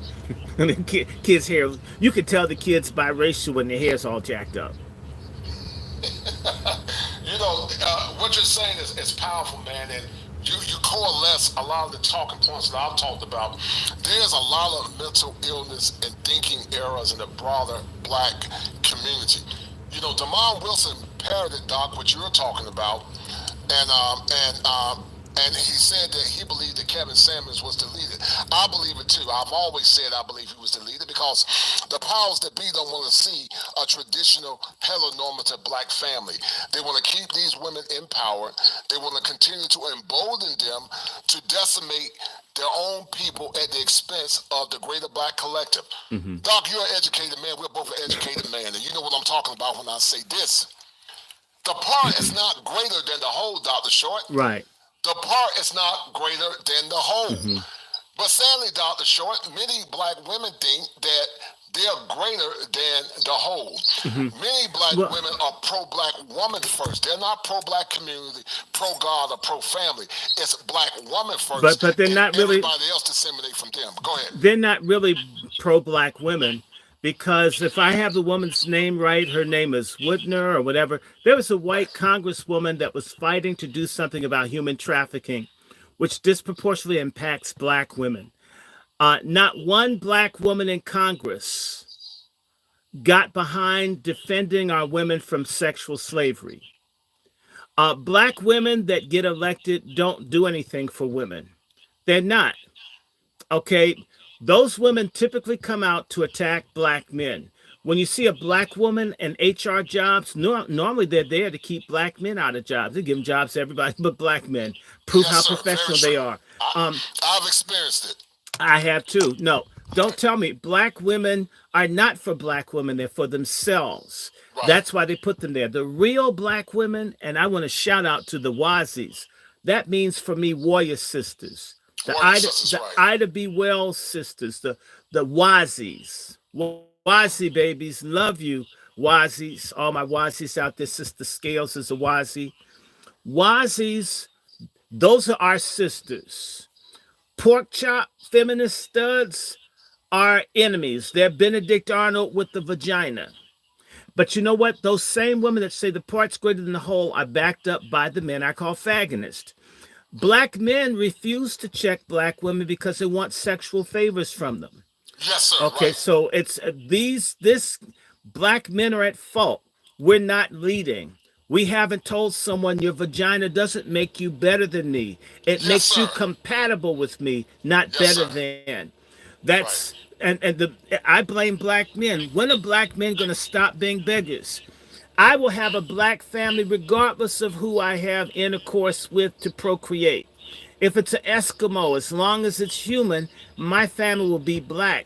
I am not restricted by pork chop feminism. I marry who the hell I want to, who's going to submit to me and cooperate with me. I agree 100%, okay, brother. I'm not running after Miss Ann because black men's marriages to white women failed too. Right. It's just, but black women really want to be with white men. And that's a big part of the thing, and we need to force it out that black women suffer from aesthetic racism. A lot of, when you tell them that they're a queen, but you're putting them with the man who's at the bottom of the heap, that's a contradiction. In order to be a queen, I need to be at the top. That's why you'll see far more black women wearing wigs and blonde wigs, and you'll see black men. Black women aspire to be at the top. Black women want to be with the power men, and that's not black men. So black women take black men for granted. They're disloyal, And most, yes, you are. I don't care if you don't like it. You're disloyal. And it's black men's fault. We haven't created a system of sanctions. For example, there is a Somali woman. She's over in Europe somewhere. I'm, I'm not disagreeing with what she said, but she came out against Somali society. Those Somali men have shut her down. She can't go in Somali areas.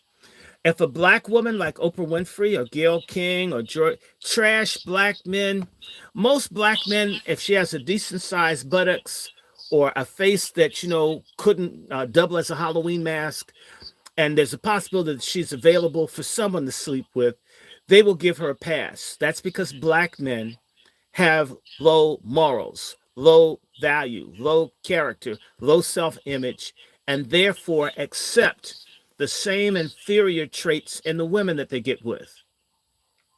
If black men elevate how they see and do things, the same way snakes don't survive at high altitudes, pork chop feminists can't survive being in the presence of liberated, thinking, conscious, black patriarchal men of courage.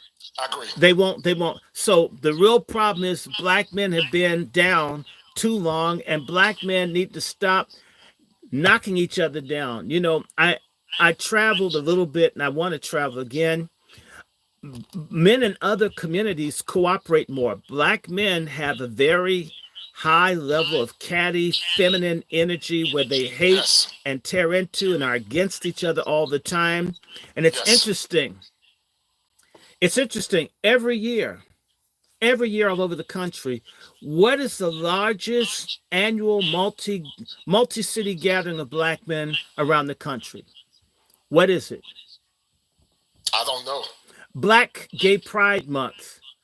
Why is it that black men who eat doo-doo, who swallow semen, who like getting their behinds blown out, who wear nipple rings, how come they can come together across the country and network around sodomy, and heterosexual black men can't do anything?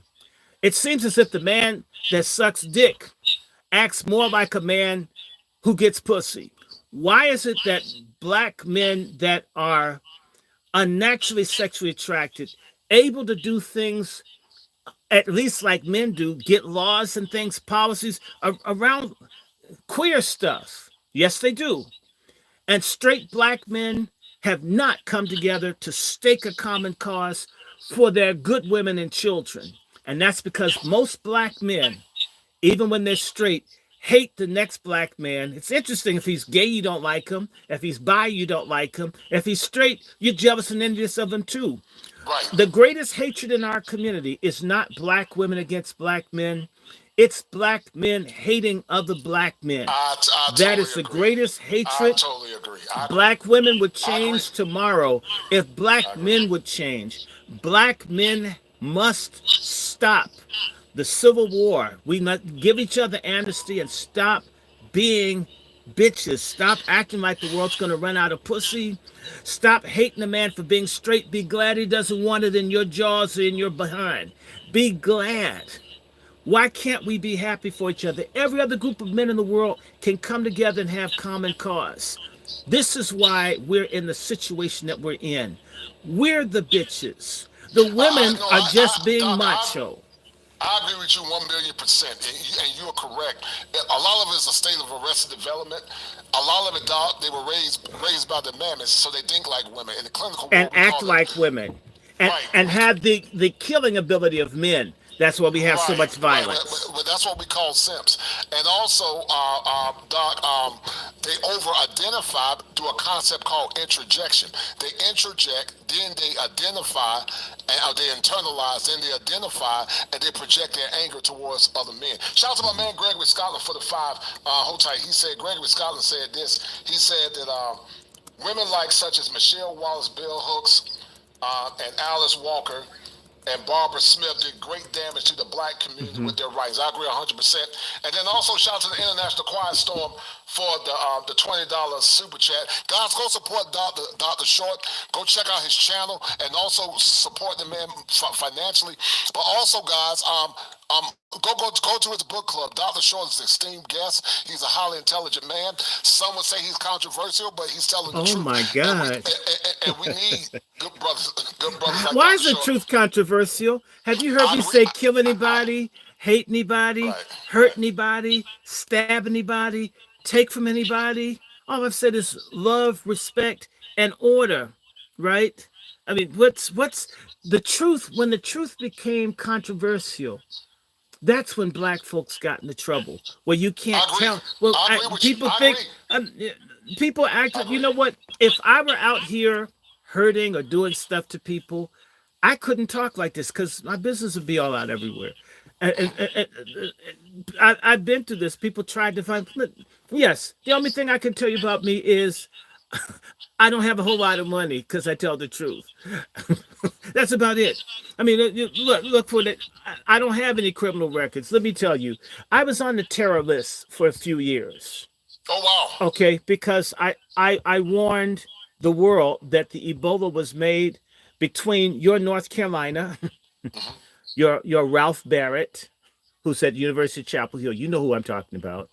Those people made the Ebola and took it down to Tulane, and they made it to CDC in Georgia and up at Fort Detrick, and it was made to kill black people. I went on Iranian television and warned people, and I held up the patent.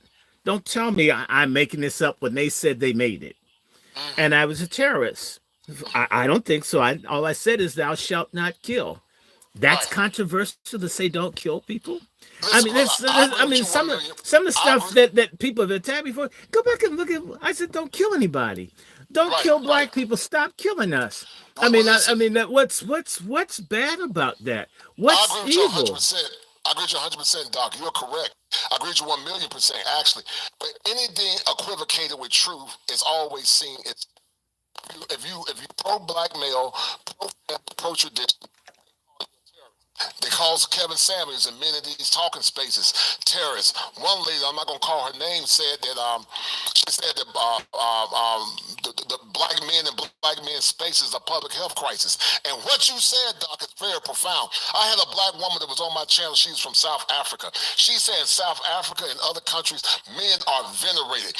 What you said was 1,000,000% correct. If black men would damn start raising their standards, if black men would fall in line, that's why they hate the passport bros so much, because it's a threat to their power. But if black men would stand firm in their mantle as men, stop throwing other ones on the bus, start putting these birds in check, and start being men, these women won't have no damn choice but to fall in line. But the problem is, Doc, as a good man like yourself, I've been married for 28 years, but if I was married again, I would marry an American woman. If I ever get married again, Doc, my wife's going to be a foreign woman. She's going to probably come from Africa, the motherland, South America, or Asia. I would never marry American women again. Are there a few decent sisters left? Yeah. But at this age of 52, I ain't got time to try to find a damn rock in a hard place. I ain't got time. Brother, I ain't got time. What America has done for women, even when Africans come here, their wives leave them after a certain period of time. They have a very high rate of divorce because America is very toxic. What it does to women, I wouldn't. I wouldn't feel very safe marrying an American right now. I just don't. I want to go to Africa. I enjoyed being in Brazil and other places. It was wonderful. The women here have been taught to hate and disrespect men. And to me, the same way I wouldn't want to marry a white woman and have to teach her everything about race, I don't want to have to teach a black woman about respecting me. That's insane. You should know how to respect me at this age, how to treat me. So a lot of the ladies have psychologically locked themselves out. What we really need is a sex cot, right? No deference, no dick. No deference, no dick. Okay, we need a sex cot against pork chop feminists. Don't screw anybody that wouldn't marry you and be submissive. Okay, your mission should be submission. Okay, and it's just no ifs, buts, and ands about it. And by the way, Alice Walker's birthday is Friday. If you don't like Alice Walker, you should donate to me. We have the same birthday. I mean, I think God created me to fight against Alice Walker. She was born in 1943 or 44, and I was born just like about 20 years, 21 years later. I believe my birth purpose is to fight her, and I call her phallus stalker, which is more accurate. She's a very evil and degenerate woman. uh, Michelle Wallace, that was what you mentioned. Michelle Wallace hasn't done another book. Michelle Wallace probably didn't write that book. Michelle Wallace is a fraud. We haven't heard from her since the 70s. When she caught some heat, she put out Black Woman and Super Macho. She was used. What a lot of people don't understand is the feminist movement was created by the CIA and other people to population control. Right. It is an attack against Black men and all the stupid, punkified, fagonist men that think that they can coexist with feminism because they went to a white school like I did and they're cool. They're idiots. That includes stupid Cornel West, who says he's a feminist, yet you can't stay married. How many white women do you have to marry and fail with? In fact, you could keep a Black woman if you got a haircut and trimmed your mustache. I mean, in fact, you want to change the world, improve your grooming, Cornel West. I mean, I'm not a big grooming person, but Cornel West's grooming is always worse than mine, no matter what state I'm in. If you're a real Black man out in the public, you would look better. The optics, you wouldn't look like a starfish on fentanyl. Come on. No doubt. Shout out to my man, the International Quiet Storm. He said for tonight's therapy session, support Black male media. I'm traveling, quietly listening, but I will continue to support those who fight for me. And the Quiet Storm, that's a deal right there, and I appreciate it. As you are the #1 sponsor of the stream, you and Greg and Scholar. But okay.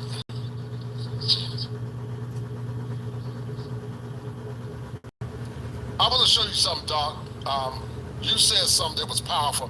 I think your sentiment is the same as Damon Wilson, and it all ties in, Doc. Liberal politics.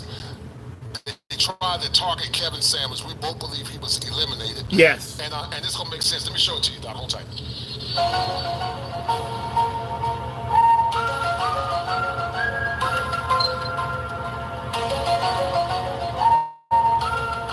Wow.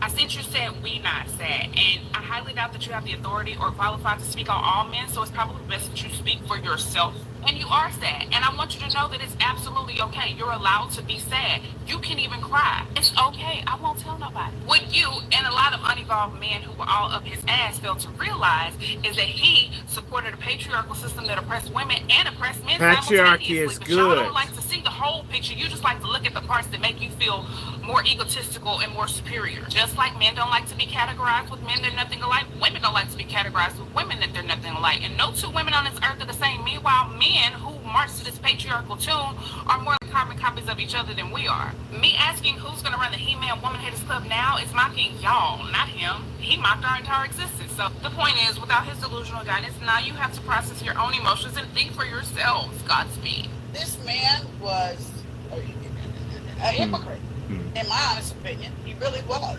I didn't find anything about him to be healing. He insulted African American women on a consistent basis. One of his last statements that he said was that if you're over 38 and you haven't married or something like that, then you're no good and disposable. To me, it was a shock job. And, I hope this is teaching folks a lesson about the karma that you put out, the negativity that you put out in the world. All of them. All of them. You name your biggest Black actors, you name your biggest white actors, you name your biggest female Latino actresses, they all have to do it. A blood oath. Now you bend over. Now every orifice that you have is going to be annihilated. Now you got all these guys, they take your humanity from you. You know how the feminist movement has categorized men. I think that what was his name? Samuels. had the podcast that women hated. Kevin Samuels. Kevin Samuels, yes. Kevin Samuels was eliminated because they didn't want to go back to that. They want these women ignorant. That's right. They want kids running around the street. If they don't pay the income tax, they put them in the penitentiary and they get their money out of them that way. We got women out here can't find a man because they acting like him. You are alpha. Now the alphas all want these subservient husbands. You can't have one. Are you not afraid about being blackballed again? These are some power people. These people are not powerful. Satan can't create anything. That includes blessings for his people. You know what the number one job of somebody that sold their soul in Hollywood is to act like it didn't happen. They all do the same job. But I'm not scared of being the competition. Yeah, on paper, they're a better team. They have all the assets and resources and we don't. But let us get on the line, boy, and see if that factors in. I guarantee you it won't. All of these shortcut takers, they canceled me for talking about Harvey Weinstein before the thing came out, but he offered to suck my in front of all my people at my agency. I told him no. What y'all do?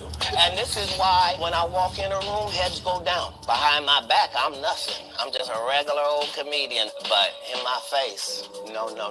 The king has walked in and they have to respect it only because I'm not taking the shortcuts. They pay you to not talk about things they don't want you to talk about.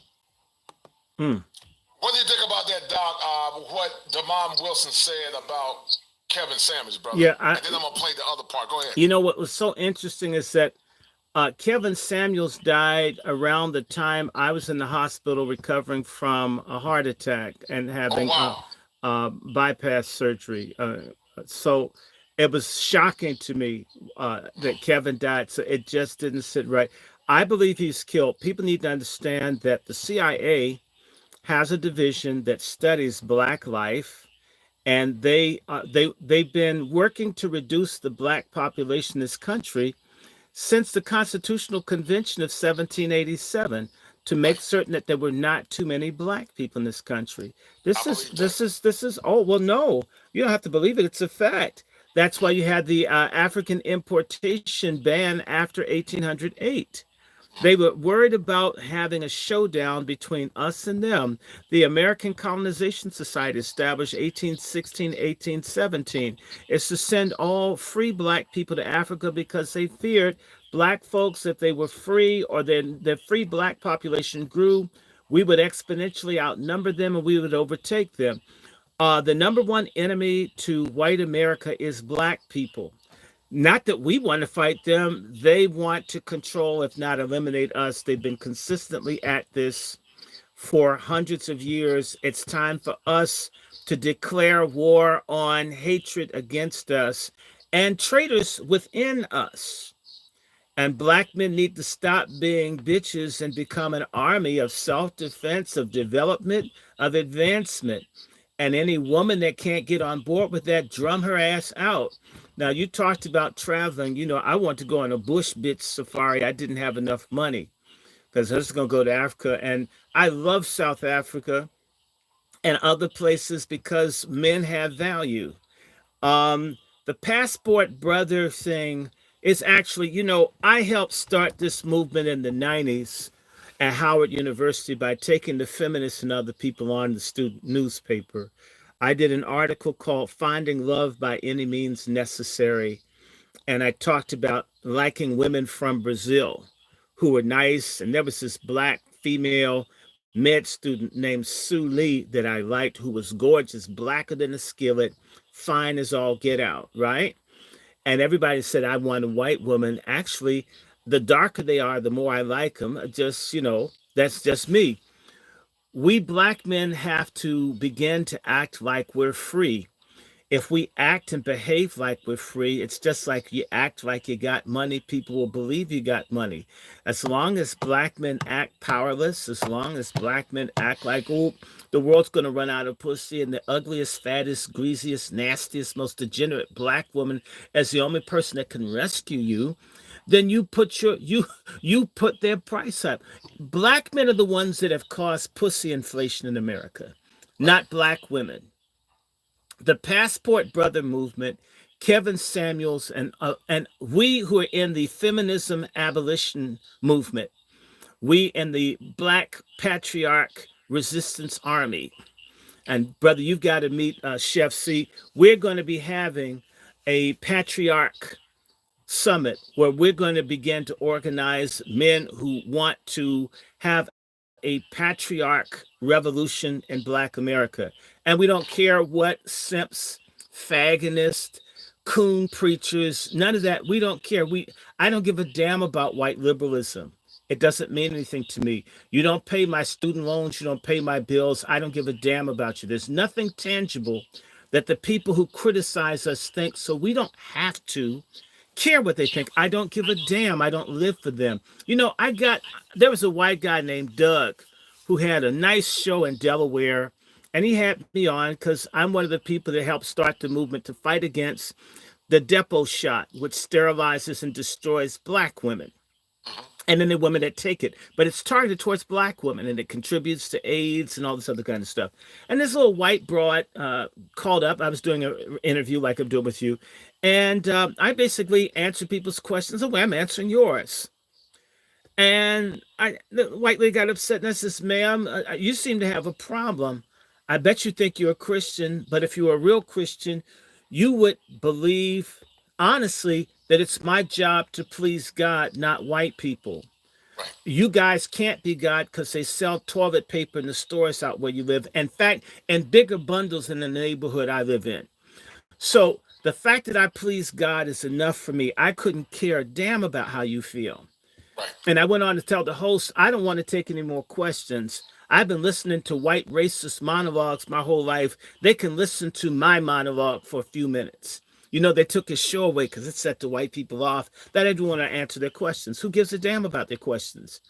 They know all about us. They've got all the repositories and archives with the papers. They know what they've done. They know what they're about. I'm telling you, it's a genealogist of people that don't talk to me. I've been experiencing this for a while. Why? Because my whole family, and it's not just me, there are Black people all over this country that come from royalty in Europe. The Moors that ruled Europe came here. A bunch of us are not just kings and queens from Africa. We're kings and queens from Europe.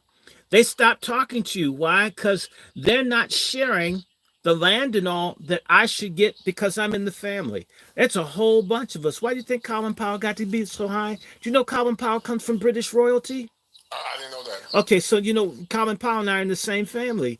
Obama, all of us are related to King Henry II of England. There are a whole bunch of us here. So we're not just kings and queens we're kings and queens from everywhere. We shouldn't be walking with our heads down. I did not know that Henry VIII was my uncle.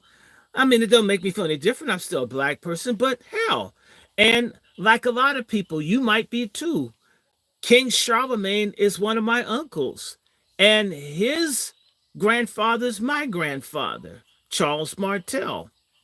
Okay, we need to sit back, Black men, and wait a minute and recognize we come from greatness all over the world. And the little bit of period of time in which we were subjugated to chattel slavery, that's just a speck. As I look at it, that's just a hiccup in let me see, what it says. Wow. In the 1,400 years of history I've been able to find out about some of my family, it's only been about 150 years or 100 years where it was really bad. And we obsess on that 100 years.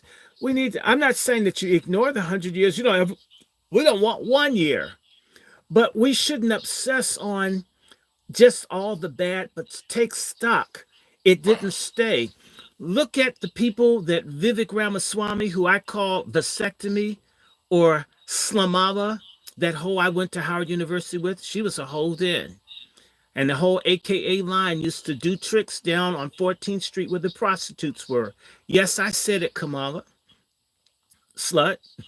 Okay, I'm just saying. And it's alleged that Kamala used to do stuff for Willie Brown on the city council people in City Hall in San Francisco. So you went to Howard, Doc, with Kamala? Y'all went to Howard together? Yeah, she's a class before me. We were there. And so Kamala, fake Kamala was in the Caribbean Student Association, and they would call Black Americans Yankee niggas, and stupid people voted for her. Kamala Harris is a beast. The Caribbean students didn't necessarily like Black American students at Howard, and I grew up on Howard's campus. Howard University's campus is bisected by a street called Bryant Street. I lived on Bryant Street. I could walk. Howard University is 2 blocks from my house. My dad was chaplain, Pentecostal chaplain for 42 years at Howard University. I know all about Howard and about the people from Africa and other places. Some do and a lot don't like us. We need to sober up, start liking ourselves. Yes, sir. In particular, Black men we need to have a bitch anonymous group for Black men to learn how to not be bitches towards each other, to learn how to help, to share, to invest. Black man set up a store. It's robbed out of business first week. Asians come in, sell bad food, demand sex for credit, and that store's there 100 years. $10 a gallon milk. Black person sell it for $4 and they'll complain. That's a competitive price because it's a Black man store. Within a week, the Black man has a bullet hole in his head. Man, why you got all this plexiglass up? He don't have the plexiglass, they kill him. And the Asians have everything behind the glass and they keep coming, they pay extortionate prices. Because we Black men, the biggest problem in this country for us is as long as Black men are chicks with dicks, we're dead as a people. And a lot of Black men think, oh, you go to the gym, you got beer cans. Physicality isn't what makes you a man. It may allow you to express your manhood. What makes you a man is your integrity, your character, your soul, your connection to God, you having principles and things that you stick to. That's what makes you a man, because when you're old and can't do all that physical stuff, do you cease to be a man? No, you become a wise man where you do less with your body, but you're doing even more with your mind and your soul. If you're a mature old man and not an old fool who still want to mess with kids and so forth, because we got a lot of deviant, retarded, nasty old Black men. They even had them at Howard. Men in their 80s and almost 90s having sex with students. Oh, yes, I'm talking. I agree with that. At these HBCUs are full of old geezers, sometimes sleep with the young men. A lot of Black men, and there are a lot of Black women in their 70s running around in booty shorts. I mean, your behind is firm, but your chin ain't. You need to be at home and tell these kids who their family is instead of trying to show you can twerk. Right. Oh, let me show you this, Doc. Hold on. When karma comes knocking at your door, she might not be so kind.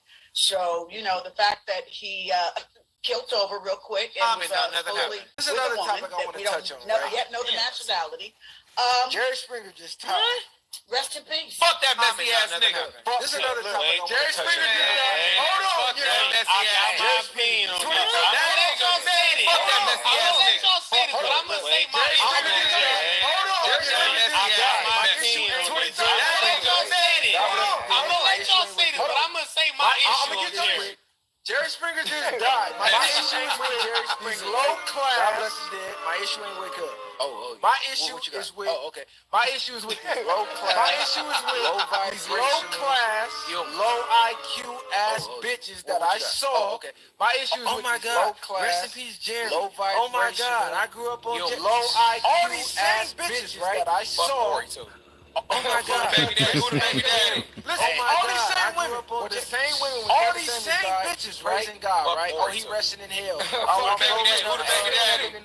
all these same women, right? All these same bitches, right? Praising God, right? Oh, he resting in hell. I'm rolling up Kevin in the it's a new iPad, right? All these same bitches, right? But then you turn around and praise. Mind you, I'm not blaming him. Not from your culture. He's making money. He's making money, right? You got on there and made riches off making you look like a fool. Now, mind you, I'm not blaming him. He's making money. He was making money, right? You got on there and made yourself look like a fool. But the fact that he was making money, help You need to end this because there are too many people talking. all you dirty ass who was trying to uplift you and help rebuild the I'm gonna let y'all get y'all shit off, but every last one of you this is why we tune in for the viral show, right? No, I'm gonna let y'all get y'all shit off, but every last one of you this is why we tune in for the viral show, right? Fuck you, bitch. No cap. I hope y'all go join that nigga. I'm gonna put you in the latest op pack when you go. So I found myself being a little bit of a hypocrite over the last few days since the death of Kevin Samuels, who I definitely was a supporter of.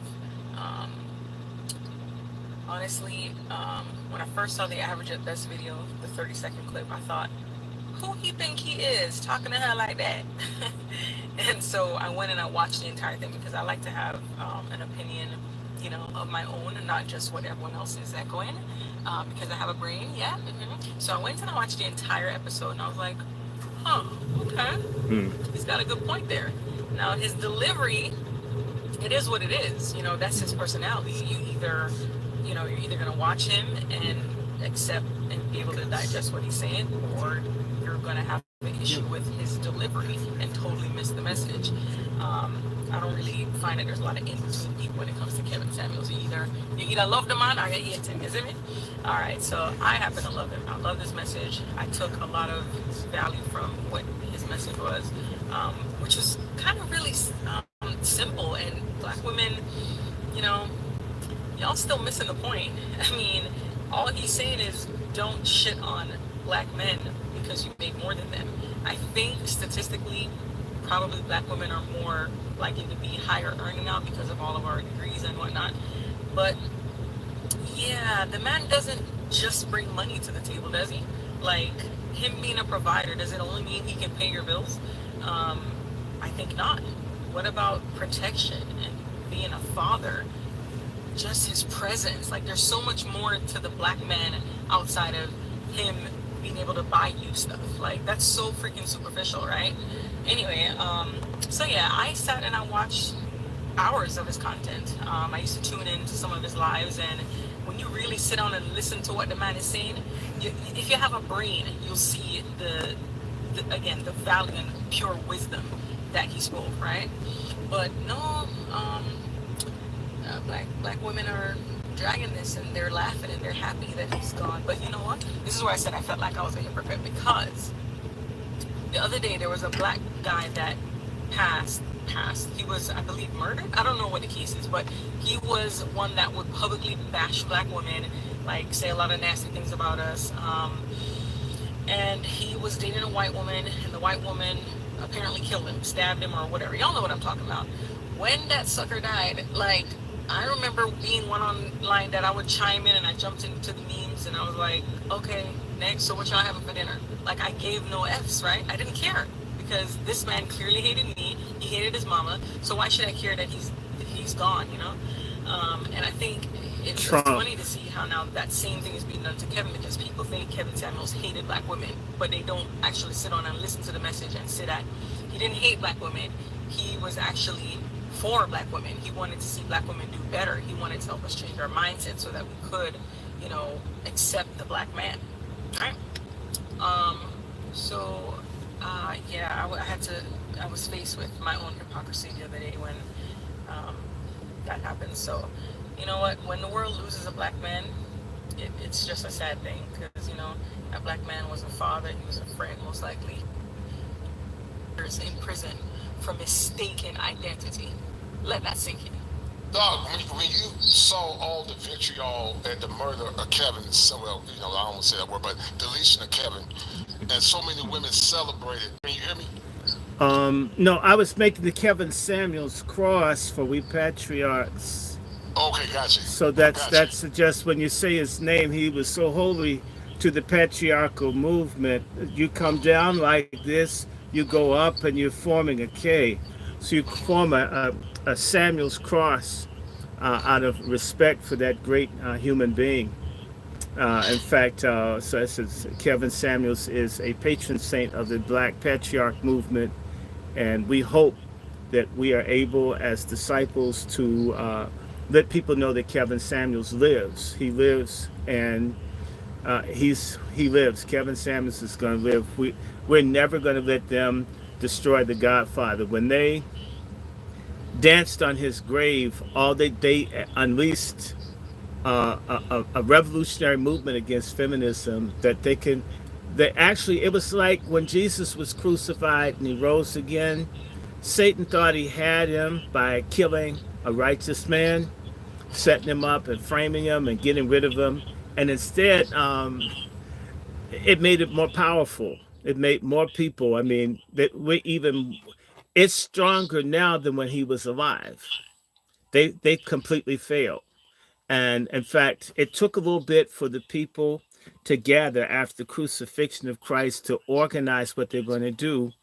But now, as you see, the Passport Brothers is one thing, but the patriarchal movement will be sort of almost like analogous to what Christianity was to Christ. So we are in the Kevinian, and I consider myself the apostle of the First Kevin Samuels Church of Deliverance. Let me rattle my tambourine. You talked about the Passport Bro movement, and it's galvanized a lot of men. One of the things a lot of these modern women don't want, Doc, is that they don't want men to be awakened. They want them to take bad deals, bad women, bad attitudes, old obesity. pussy. Yeah, right. All for the sake of Jews box. What's your take on the Passport Bro movement, Doc, and how it's empowered Black men to get better outcomes? Well, I'm going to give the downside first, and then I'll give the up. There is a problem if the men go abroad with the simp, fagonist, dick whore mindset of running, trying to screw everybody. Then those men are going to get killed, and they're going to ruin the brand of Black American men. Yes, so sir. Right. The Passport Brothers that are going abroad to find wives, genuine committed relationships, I'm thankful for their outcome. For Black men, the same ones that have screwed and raped and been molesters, where the Black women are bitter, they'll take that same degenerate, nasty behavior overseas and make us look bad. And so I wish the best for any righteous Black man that is able to go abroad and meet someone and form a family. May God bless him.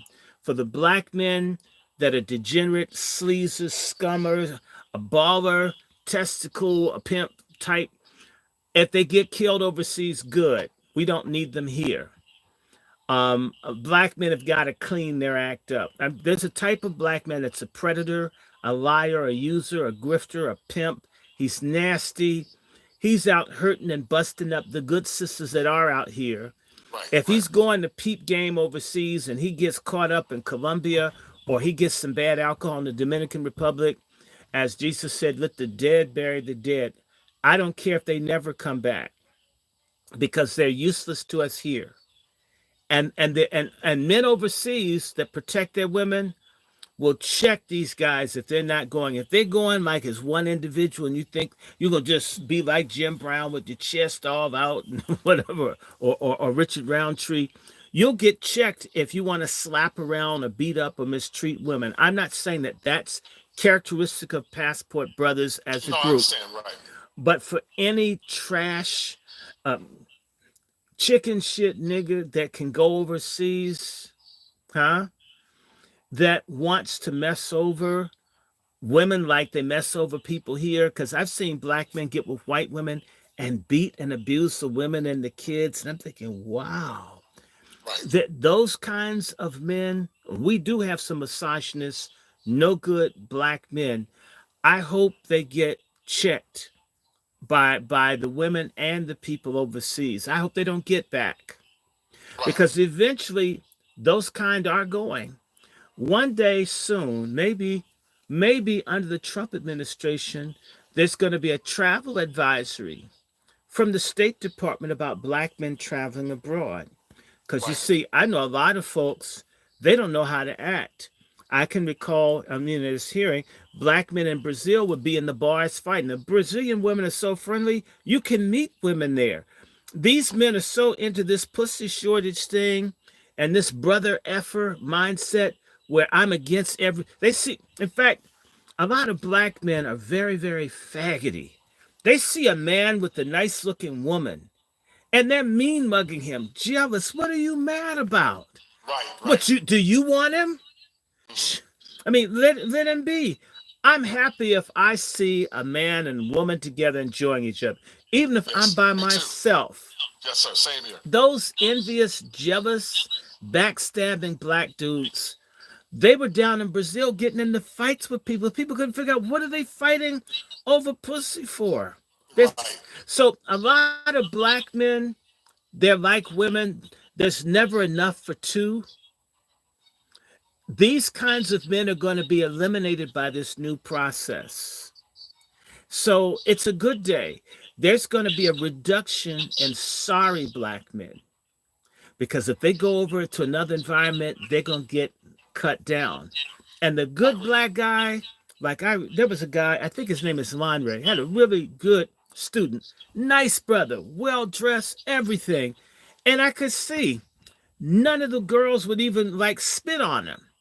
I ran into him at a Palestinian-owned restaurant, and I saw him with this good-looking sister, and I said, she's a foreigner, isn't she? And he said, yeah. I says, I knew. And I says, it's not that you're not a good-looking, smart brother.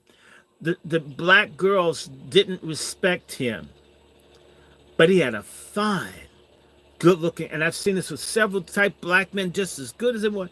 So black women have had basically what women have done to black men, what have done to black men, where basically you had to take whatever they did. This passport brother thing has shattered this mindset that I've got to go with this fat, greasy thing with all these other kids. It's over. So basically, we're seeing the death of pork chop feminism. Yes. Feminism will be destroyed in the black community in our lifetime. And in fact, the real destruction, as you see, Fannie Willis will be brought before Congress and she'll be made out to be a whole.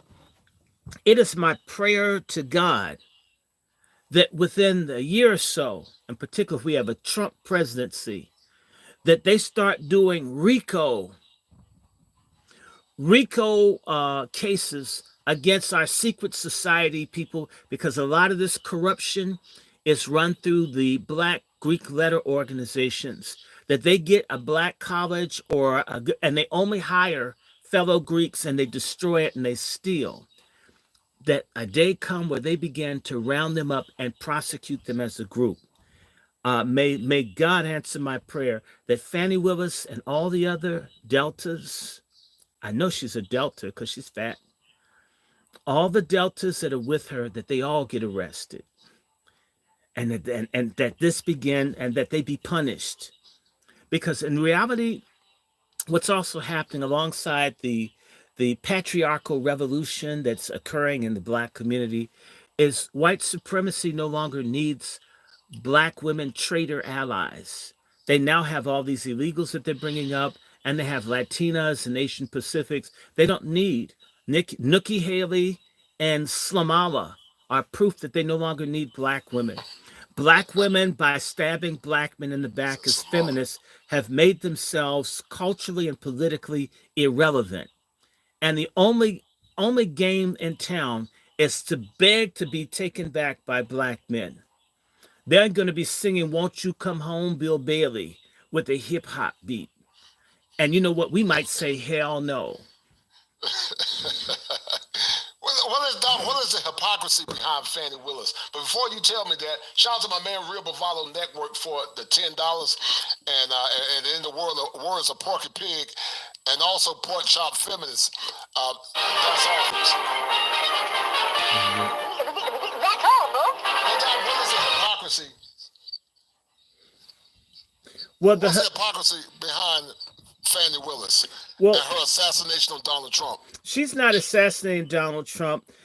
You know, the Boule gave an agreement to Donald Trump, not to Donald Trump, to Joe Biden in the summer of 2020 to support him without anything in return.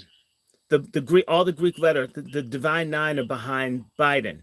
They asked for nothing. That's how poorly they negotiate. That's why we've got nothing. The Boule basically said, Biden, we don't need anything. That's what the degenerate, that despicable Roland Martin and them, they said nothing for their loyalty. Okay, now, so Fannie Willis is a Divine Nine person who is trying to destroy Trump. And in reality, she has come up under the pussy worship bubble of black men, where black women aren't held accountable because people want access to them sexually. But you see, that's only for black people. When she went after Trump, she went up against white patriarchy, not black male castrated matriarchy. 31. So you have a lot of hate, and you're one. So as a result, she's going to be punished. See, people seem to forget. Harriet Tubman got hit in the head with the iron weight. It wasn't a black man that busted her in the head. It wasn't black men that arrested Rosa Parks. It wasn't black men that beat Fannie Lou Hamer. It wasn't black men that burned Daisy Bates' house. It wasn't black men doing all this stuff. This was white men.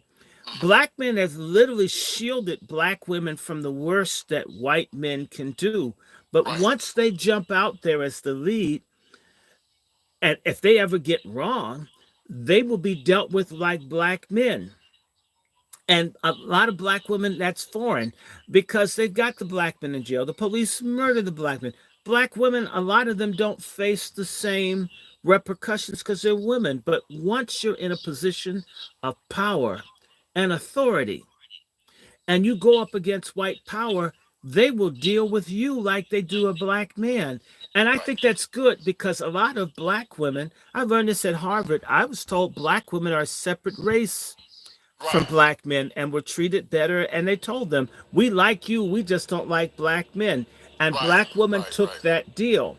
Now that covenant's broken because they have replacements. They only have permanent interests and temporary friends. These black women that think that they made it, that they could play ball and be one of the boys, provided they didn't do too much for black men, they now will pay.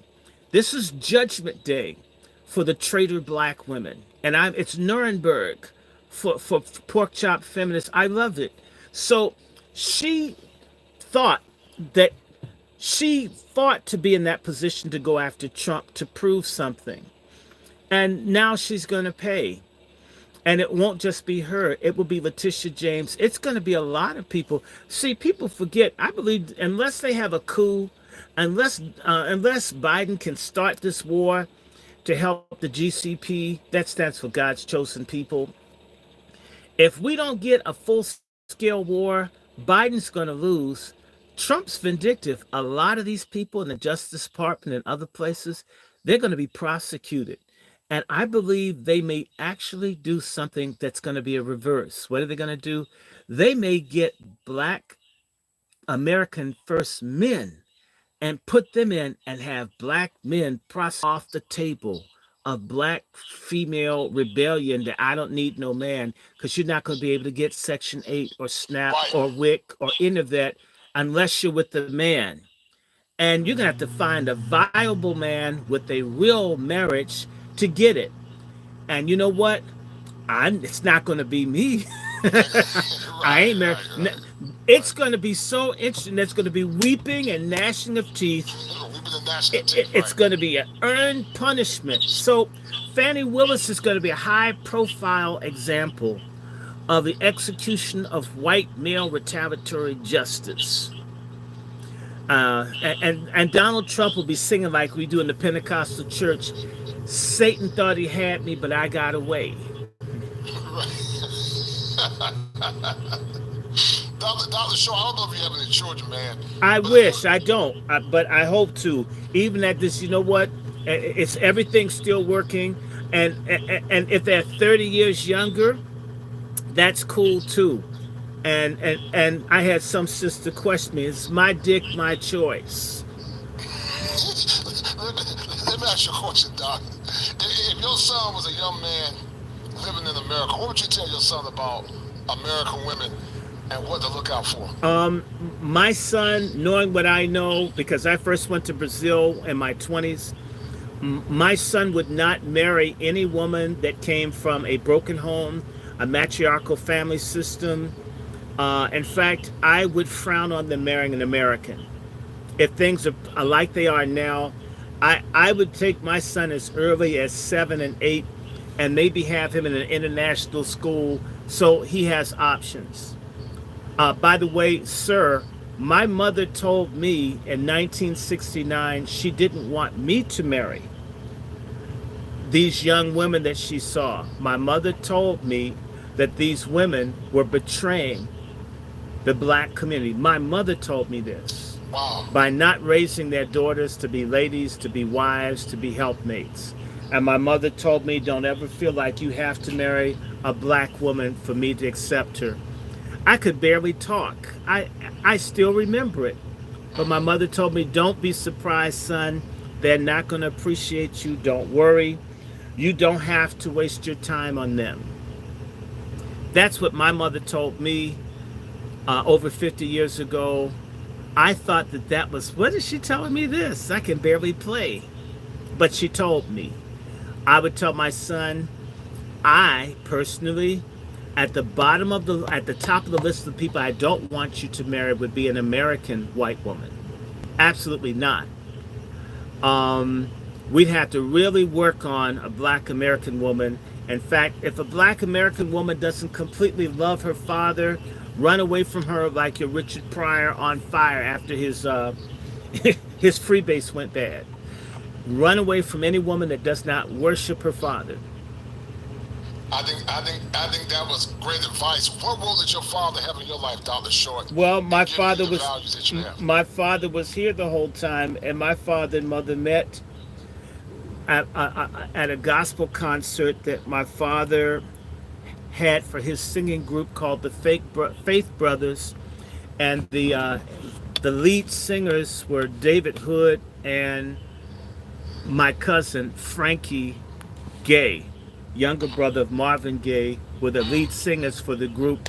My father and mother met in 1956, married in 1961, right? And so my father and mother, they married, they're the only people that they knew, and they were together basically 60 years. My father's deceased. So it's safe to say your father was influential. Yeah, I mean, of course. My father was a good person.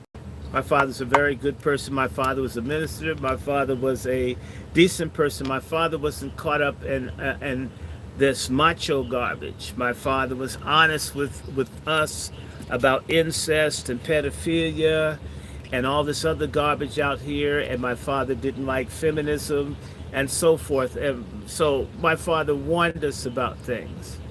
And not everybody listens. My deceased brother didn't listen, so he married a pork chop feminist. He died young at 53. Wow. Yeah, and terrible wife. And I don't speak to her. I don't care.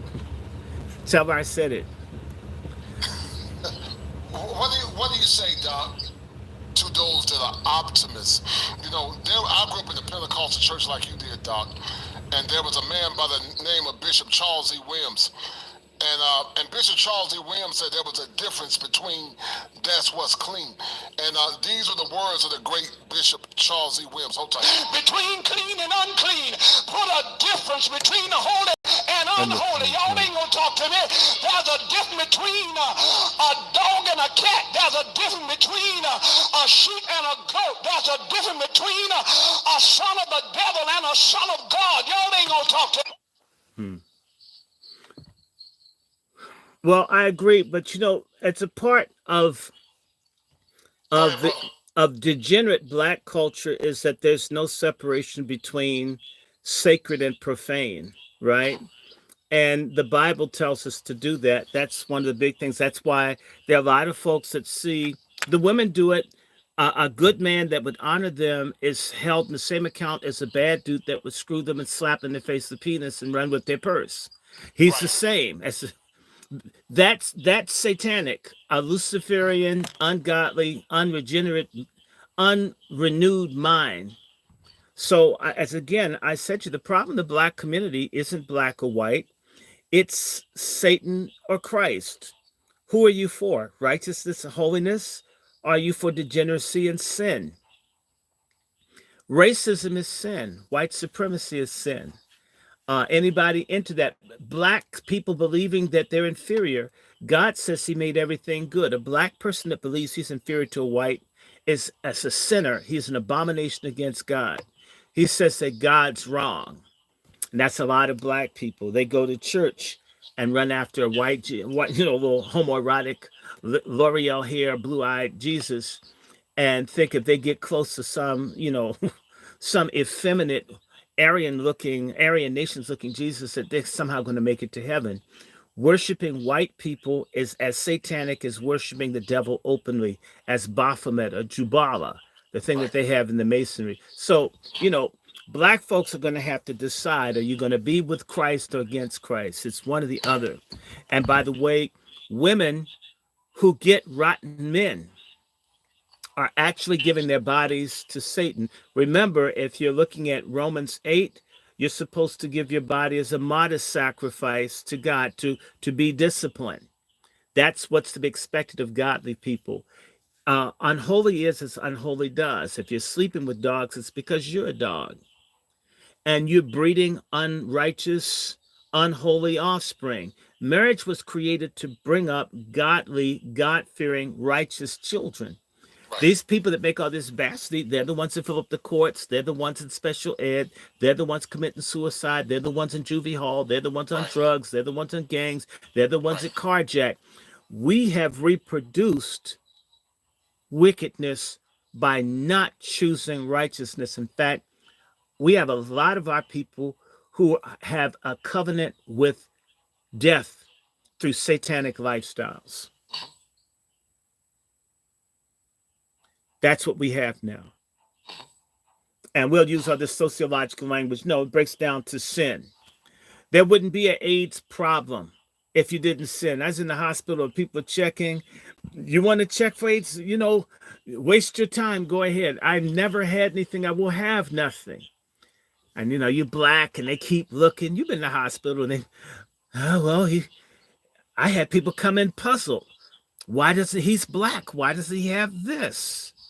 I told him I've never had cold sores either. No herpes, none of it. No HPV. I'm not going to have it. And the people almost mad. I had a little Jewish doctor named Dr. Lesko who tested me for AIDS without my consent. He was mad I didn't have it. I have no AIDS. I have nothing. When you live clean, certain things don't happen to you. A lot of black people having problems in this country and they're attributing it to racism. No, it's sin. You're nasty. Why you driving drunk? Why you got dope in your car? Why isn't your gun registered? You wouldn't have to pay child support for a baby that's not yours if there wasn't tangible proof that you screwed the woman. I mean, a lot of this stuff is choices. You choose wickedness, you pay. Doesn't it say the wages of sin is death, but the way of God is righteousness and peace? A lot of our people have chosen the wages of death and then bitch about it. And we're supposed to run around and carry signs and protest when it catches up with them. Right. Hell no. No, I totally agree. Hell no. This has been a good show. Who do you think is going to win the 2024 election? And what is some of the chicanery that you think? Who do I think is going to win again? Donald Trump won in 2020. Donald Trump is going to win again, and they may steal it from him again. Look, Biden just won an uncontested primary in South Carolina. And at his celebration event, they didn't have 100 people. Do you really think if Donald Trump when they have the primary later this month in South Carolina, that Donald Trump would have anything less than 20,000 people. I mean, actually, that's too small. Donald Trump's celebration party in South Carolina is probably going to be 100,000 people strong.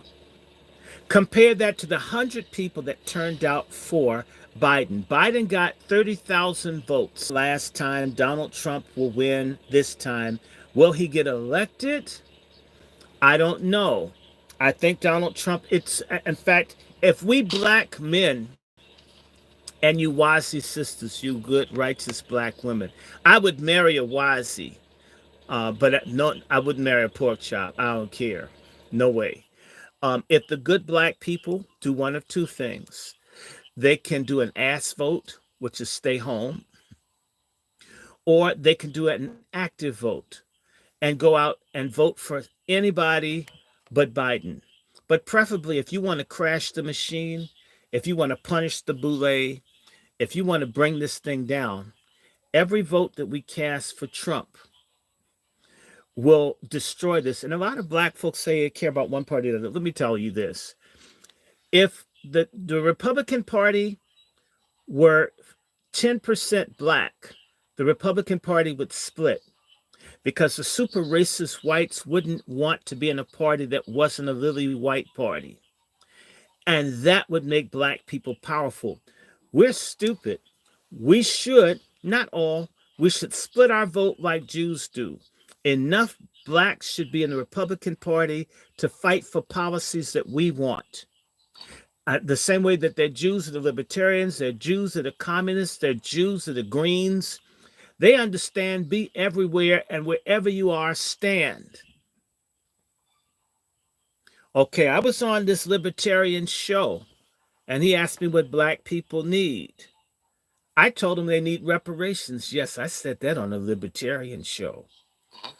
What you think? Because I'm black and his show, on his white libertarian show, talking about black reparations. Well, he tried to say, well, it's in the past. It says, well, the Holocaust is in the past. You're for Jews getting it. Right. You're for the Japanese getting it. Right, you're for the Indians getting it. I'm part Indian. I don't get that. Okay. Right. I mean, and so I pointed to the Bible. I says reparations is biblical. You like the story of Jesus and Zacchaeus? Did Zacchaeus get saved before or after he paid the people he robbed? After. After he paid the people back 4 times what he took. That's when Jesus says salvation will come to you and your house. You are saved because you paid the people back. Reparations is biblical. Jesus practiced it. If I think Jesus is God and he's perfect, if reparations was right for Zacchaeus, it's right for America. Right? I said Pharaoh's people paid reparations to the Hebrews. Didn't it say he spoiled them after the plagues? Reparations is biblical. If you can't be a Christian and be against reparations. Jesus Christ was a reparation for sin and shame. The Bible is based on reparations for the righteous. Heaven is a reparation for the suffering of this present life. Yes, our very religion is based on reparations. How dare anybody tell me that reparations is wrong? In fact, if reparations is wrong, God is wrong. I like that, man. That's a different way of looking at it. We're going to end the stream, Doc, but before we end it, man, thank you for your insight. What'd you get from the show? Oh, I hope I got some donations. I hope I got some donations. I hope, and let them know that my email is my PayPal and my Zelle. Help me celebrate my birthday. I want a good birthday. But guys, y'all see Dr. Short. Hit him on the Cash App at DrRandyShort. And go check out the Angry Man's Book Club. That's right, Black Man. And I put the color in there. Right. And what'd you get from the conversation, Doc? We need to come back and do a whole Trump thing. There was a lot to talk about. You had to feel me out. Okay, we need to do another one and just have the notice, and that way we can push this. And next time, I'm thinking you need to meet some other people. I want to ask you to be a part of the new United New Black, I'm not sorry, the United New, I'm sorry, the New United Black Media Matrix. And that's where we get multiple platforms to put messages out because there are other people with big platforms, but they don't help one another. That's true. If I had 100,000 people, I wouldn't be against you coming on. It's not going to kill me to help you or to help the next person. We have to learn how to think like a nation, like a people. You're not my competition. CNN is. Mother Zuckerberg is my competition. And Vivek Ramaswamy, who I call vasectomy, he's my competition, not you. What I got from this is that we have a lot to do, and we need to be real. And the way to freedom is God and us united in righteous purpose. And if God be for us, who can be against us? And by the way, what I also like is that you got a wonderful audience. I saw them send all those donations to you. I mean, my audience, man, y'all are stingy. God's gonna get y'all. God's gonna get y'all for being so stingy. Well, you know what I'm gonna do, man? Wait, let me know your birthday. I'm gonna give you something for your birthday. It's Friday the 9th. If you don't like Alice Walker, text me for your birthday. Okay. I'm gonna drop you some. I'm gonna show you some love, man. Okay, good. And do it for me because I'm fighting against Alice Walker. You know how you see the Terminator, and there was the good Terminator and the bad Terminator? It's reversed. Alice Walker was the first Terminator. I'm trying to take Alice down. And so yeah, we need to do I'm down for talking with you, and I need to introduce you to my guy from North Carolina, whose name is Juan. He's a reverend, and he's a firearms expert. And we've got all of these people doing stuff. We need to form a patriarchal effort. People who love the community, but we're against feminism and baby killing and all this stuff. We can't have it. And people who believe in God. Yeah. And you know what? The lack of Christianity and patriarchy is killing Black people. Patriarchy is God's divine order. And you know what? I meet a lot of confused Black men that think it's cool, hating the Bible, hating God. There's a difference between crooked, no good preachers and the fake stuff in the church with all the fat sisters with the ripples in their behind with the tight skirts, and a true faith in God. Everything we've gotten has come from God. And we need to get back to God. We got to get back to him. So let me let you go. And on behalf of the Angry Black Men's Book Club and SALT Ministries, LLC, SALT stands for Salvation and Liberation Temple. Be in touch as well. You're a professional counselor. I know people that would like to talk to you.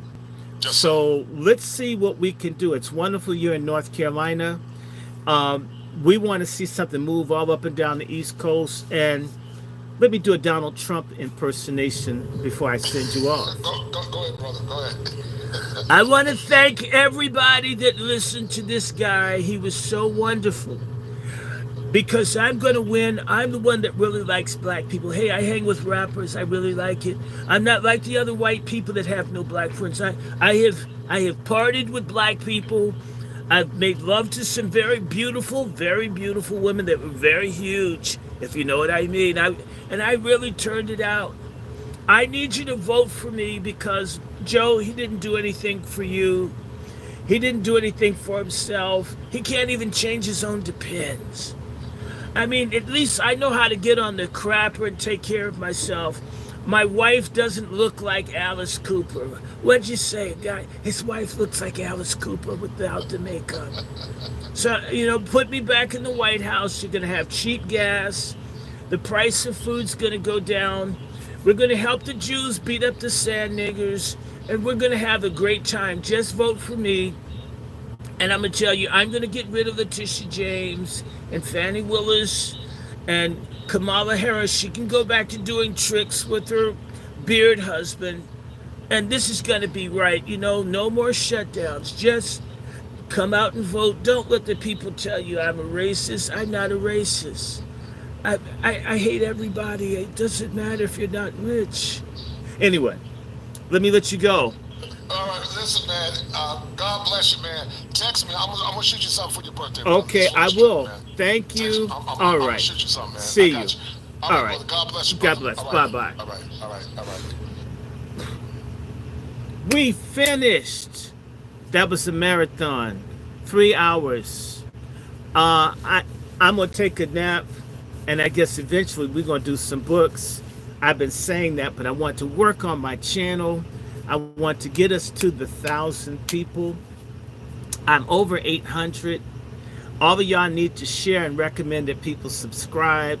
If you can't donate, send this thing around. Send it around.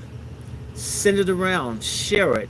Pretty soon I'm going to be with Sister Sean, me and the Wazies and the Wabros and the Angry Black Men and the Coon Busters. We're all doing this. And I want to say this before I go. Y'all should know my Cash App. It's DrRandyShort. You should know my Patreon. I mean, that's been lagging. Y'all let me know that y'all don't appreciate me. That's DrRandyShort. You know that you can send me a Zelle or a PayPal at DrRandyShort. You can send me Cash App through Randy L. Short. I've got 2 of them. You can also send me Zelle through Randy Randy Short at Yahoo. I've got all kinds of donation things. I need to send something. Send fast. And my birthday is Friday. Come on, make somebody happy. Don't you enjoy this? I've been on here 3-4 hours. Come on. And I want to thank the people that send $2. You know, there are a lot of people that wouldn't think to send 1. Even if you had to rent a movie, you would watch some. Oh, come on. With no commercials, please. So again, $ DrRandyShort. $DrRandyShort is the Cash App. Send something, make it rain. It helps my jokes. On top of that, email me if you have a question at wrandyshort@gmail.com, which is my Zelle and PayPal as well. If you have suggestions for shows or guests, please let me know. They may not do my channel, but I'll be farming them to others. We are working to bring, we hope to get about 20 different platforms to work together. That way, theoretically, we would be able to talk to 10, 20, 30, 40, 50, 100,000 people each time. That's what we aim to do. If you're a man, I'm going to be sending out a survey. We're trying to have a Patriarch Summit for all of you that want to help bring patriarchy back. You're tired of carjacking, you're tired of baby killing and all this other stuff, then you need to be a patriarch. We will have a Wazi auxiliary because we do want to work with the good Black women. It's just the bad ones. Please stay away. We don't want you. We're going to have signs up in German. Feminists not wanted. And it would be Feminist Erwünscht, which will, in German means feminist unwelcome. Feminisme erwünscht. So it's all going to be in Gothic letters, like in Germany, that we don't want any feminists. Don't bring any feminists. We don't want you. We're going to get rid of you. Feminism is going to be run away. It's going to be run down. The books are going to be burned. We're going to be delivered from feminism. It's evil. It is ungodly. It's bad for women. It's bad for babies. It's bad for pets who are being asked to substitute in the position of men. That's wrong. We need your cooperation. So I'm going to be sending around a survey. I'll probably be putting it up through my YouTube announcements as well through Facebook. And I'll be sending it to you directly if I'm certain that you're male. If you're lying, we don't want any trans. We're going to have to figure out what to do because I'm certain there are going to be tethers that want to join. I don't know how to do about that. But please subscribe, like, share, ring the bell. Come on. Shoot. And donate. And we have had, and I bet you by the end of this week, we're going to be at 40,000 people. By the end of this month, we will have reached 100,000 people. 100,000. We've already reached that on Q's channel. Thank you, Brother Hannibal, for donating. We will have, between my channel and Q's, we have 150,000 views. We aim to begin to generate views in the millions. It will happen. The algorithm be damned, and we're going to keep doing it the way we feel like doing it. I really just don't care. The freedom of expression, the freedom of ideas, we must do that. I continue to get books. I continue to want to share. I'm going to try to get back on top of that. I took a break to do genealogy. I'm so happy to find out this incredible bloodline runs throughout my family and families that a lot of us share. Some of you guys are my relatives. Some of you are children of Charlemagne as well. It's amazing who we are. I'm going to let everybody go. May God bless and keep you. May his face shine upon you. We need our MFM. Be a coon buster. Be a patriarch. Be a wazi. Enlighten somebody. Love somebody. Respect somebody. And should I let my beard grow in? Because I was thinking, I've been shaving, but it's been growing. Should I let my beard grow in and put on my Ayatollah look? Or should I just go clear face and put on some depilatory? I haven't figured out. Because, I don't mind the beard. I mean, it doesn't bug me. So maybe I should let it grow out. But I'll think. Anyway, Dr. Winters and I am supposed to do a show. We got to get back to it. So anyway, I want to thank everybody. Hi, Theodore Andrews. Hope you're good. Drop me a call. I don't know if you're in Korea, wherever you are. Anyway, treat me like I'm white. We're going to do some stuff tomorrow, and we're going to begin to try to get these regularly so this can continue. So I'm going to let y'all go. Good night, good night, good night. Donate, like, subscribe, support, donate, like. Come on, help me out. And it's my birthday Friday. What are y'all going to do? Y'all need to send me something for my birthday. I'll be the big 59. Do you guys realize a year from Friday, I'll be an elder if nothing bad happens to me? Anyway, I don't think anything will. I trust God. I think that was 2022. I'm so glad 22 is over. All right. Talk to you later. Bye.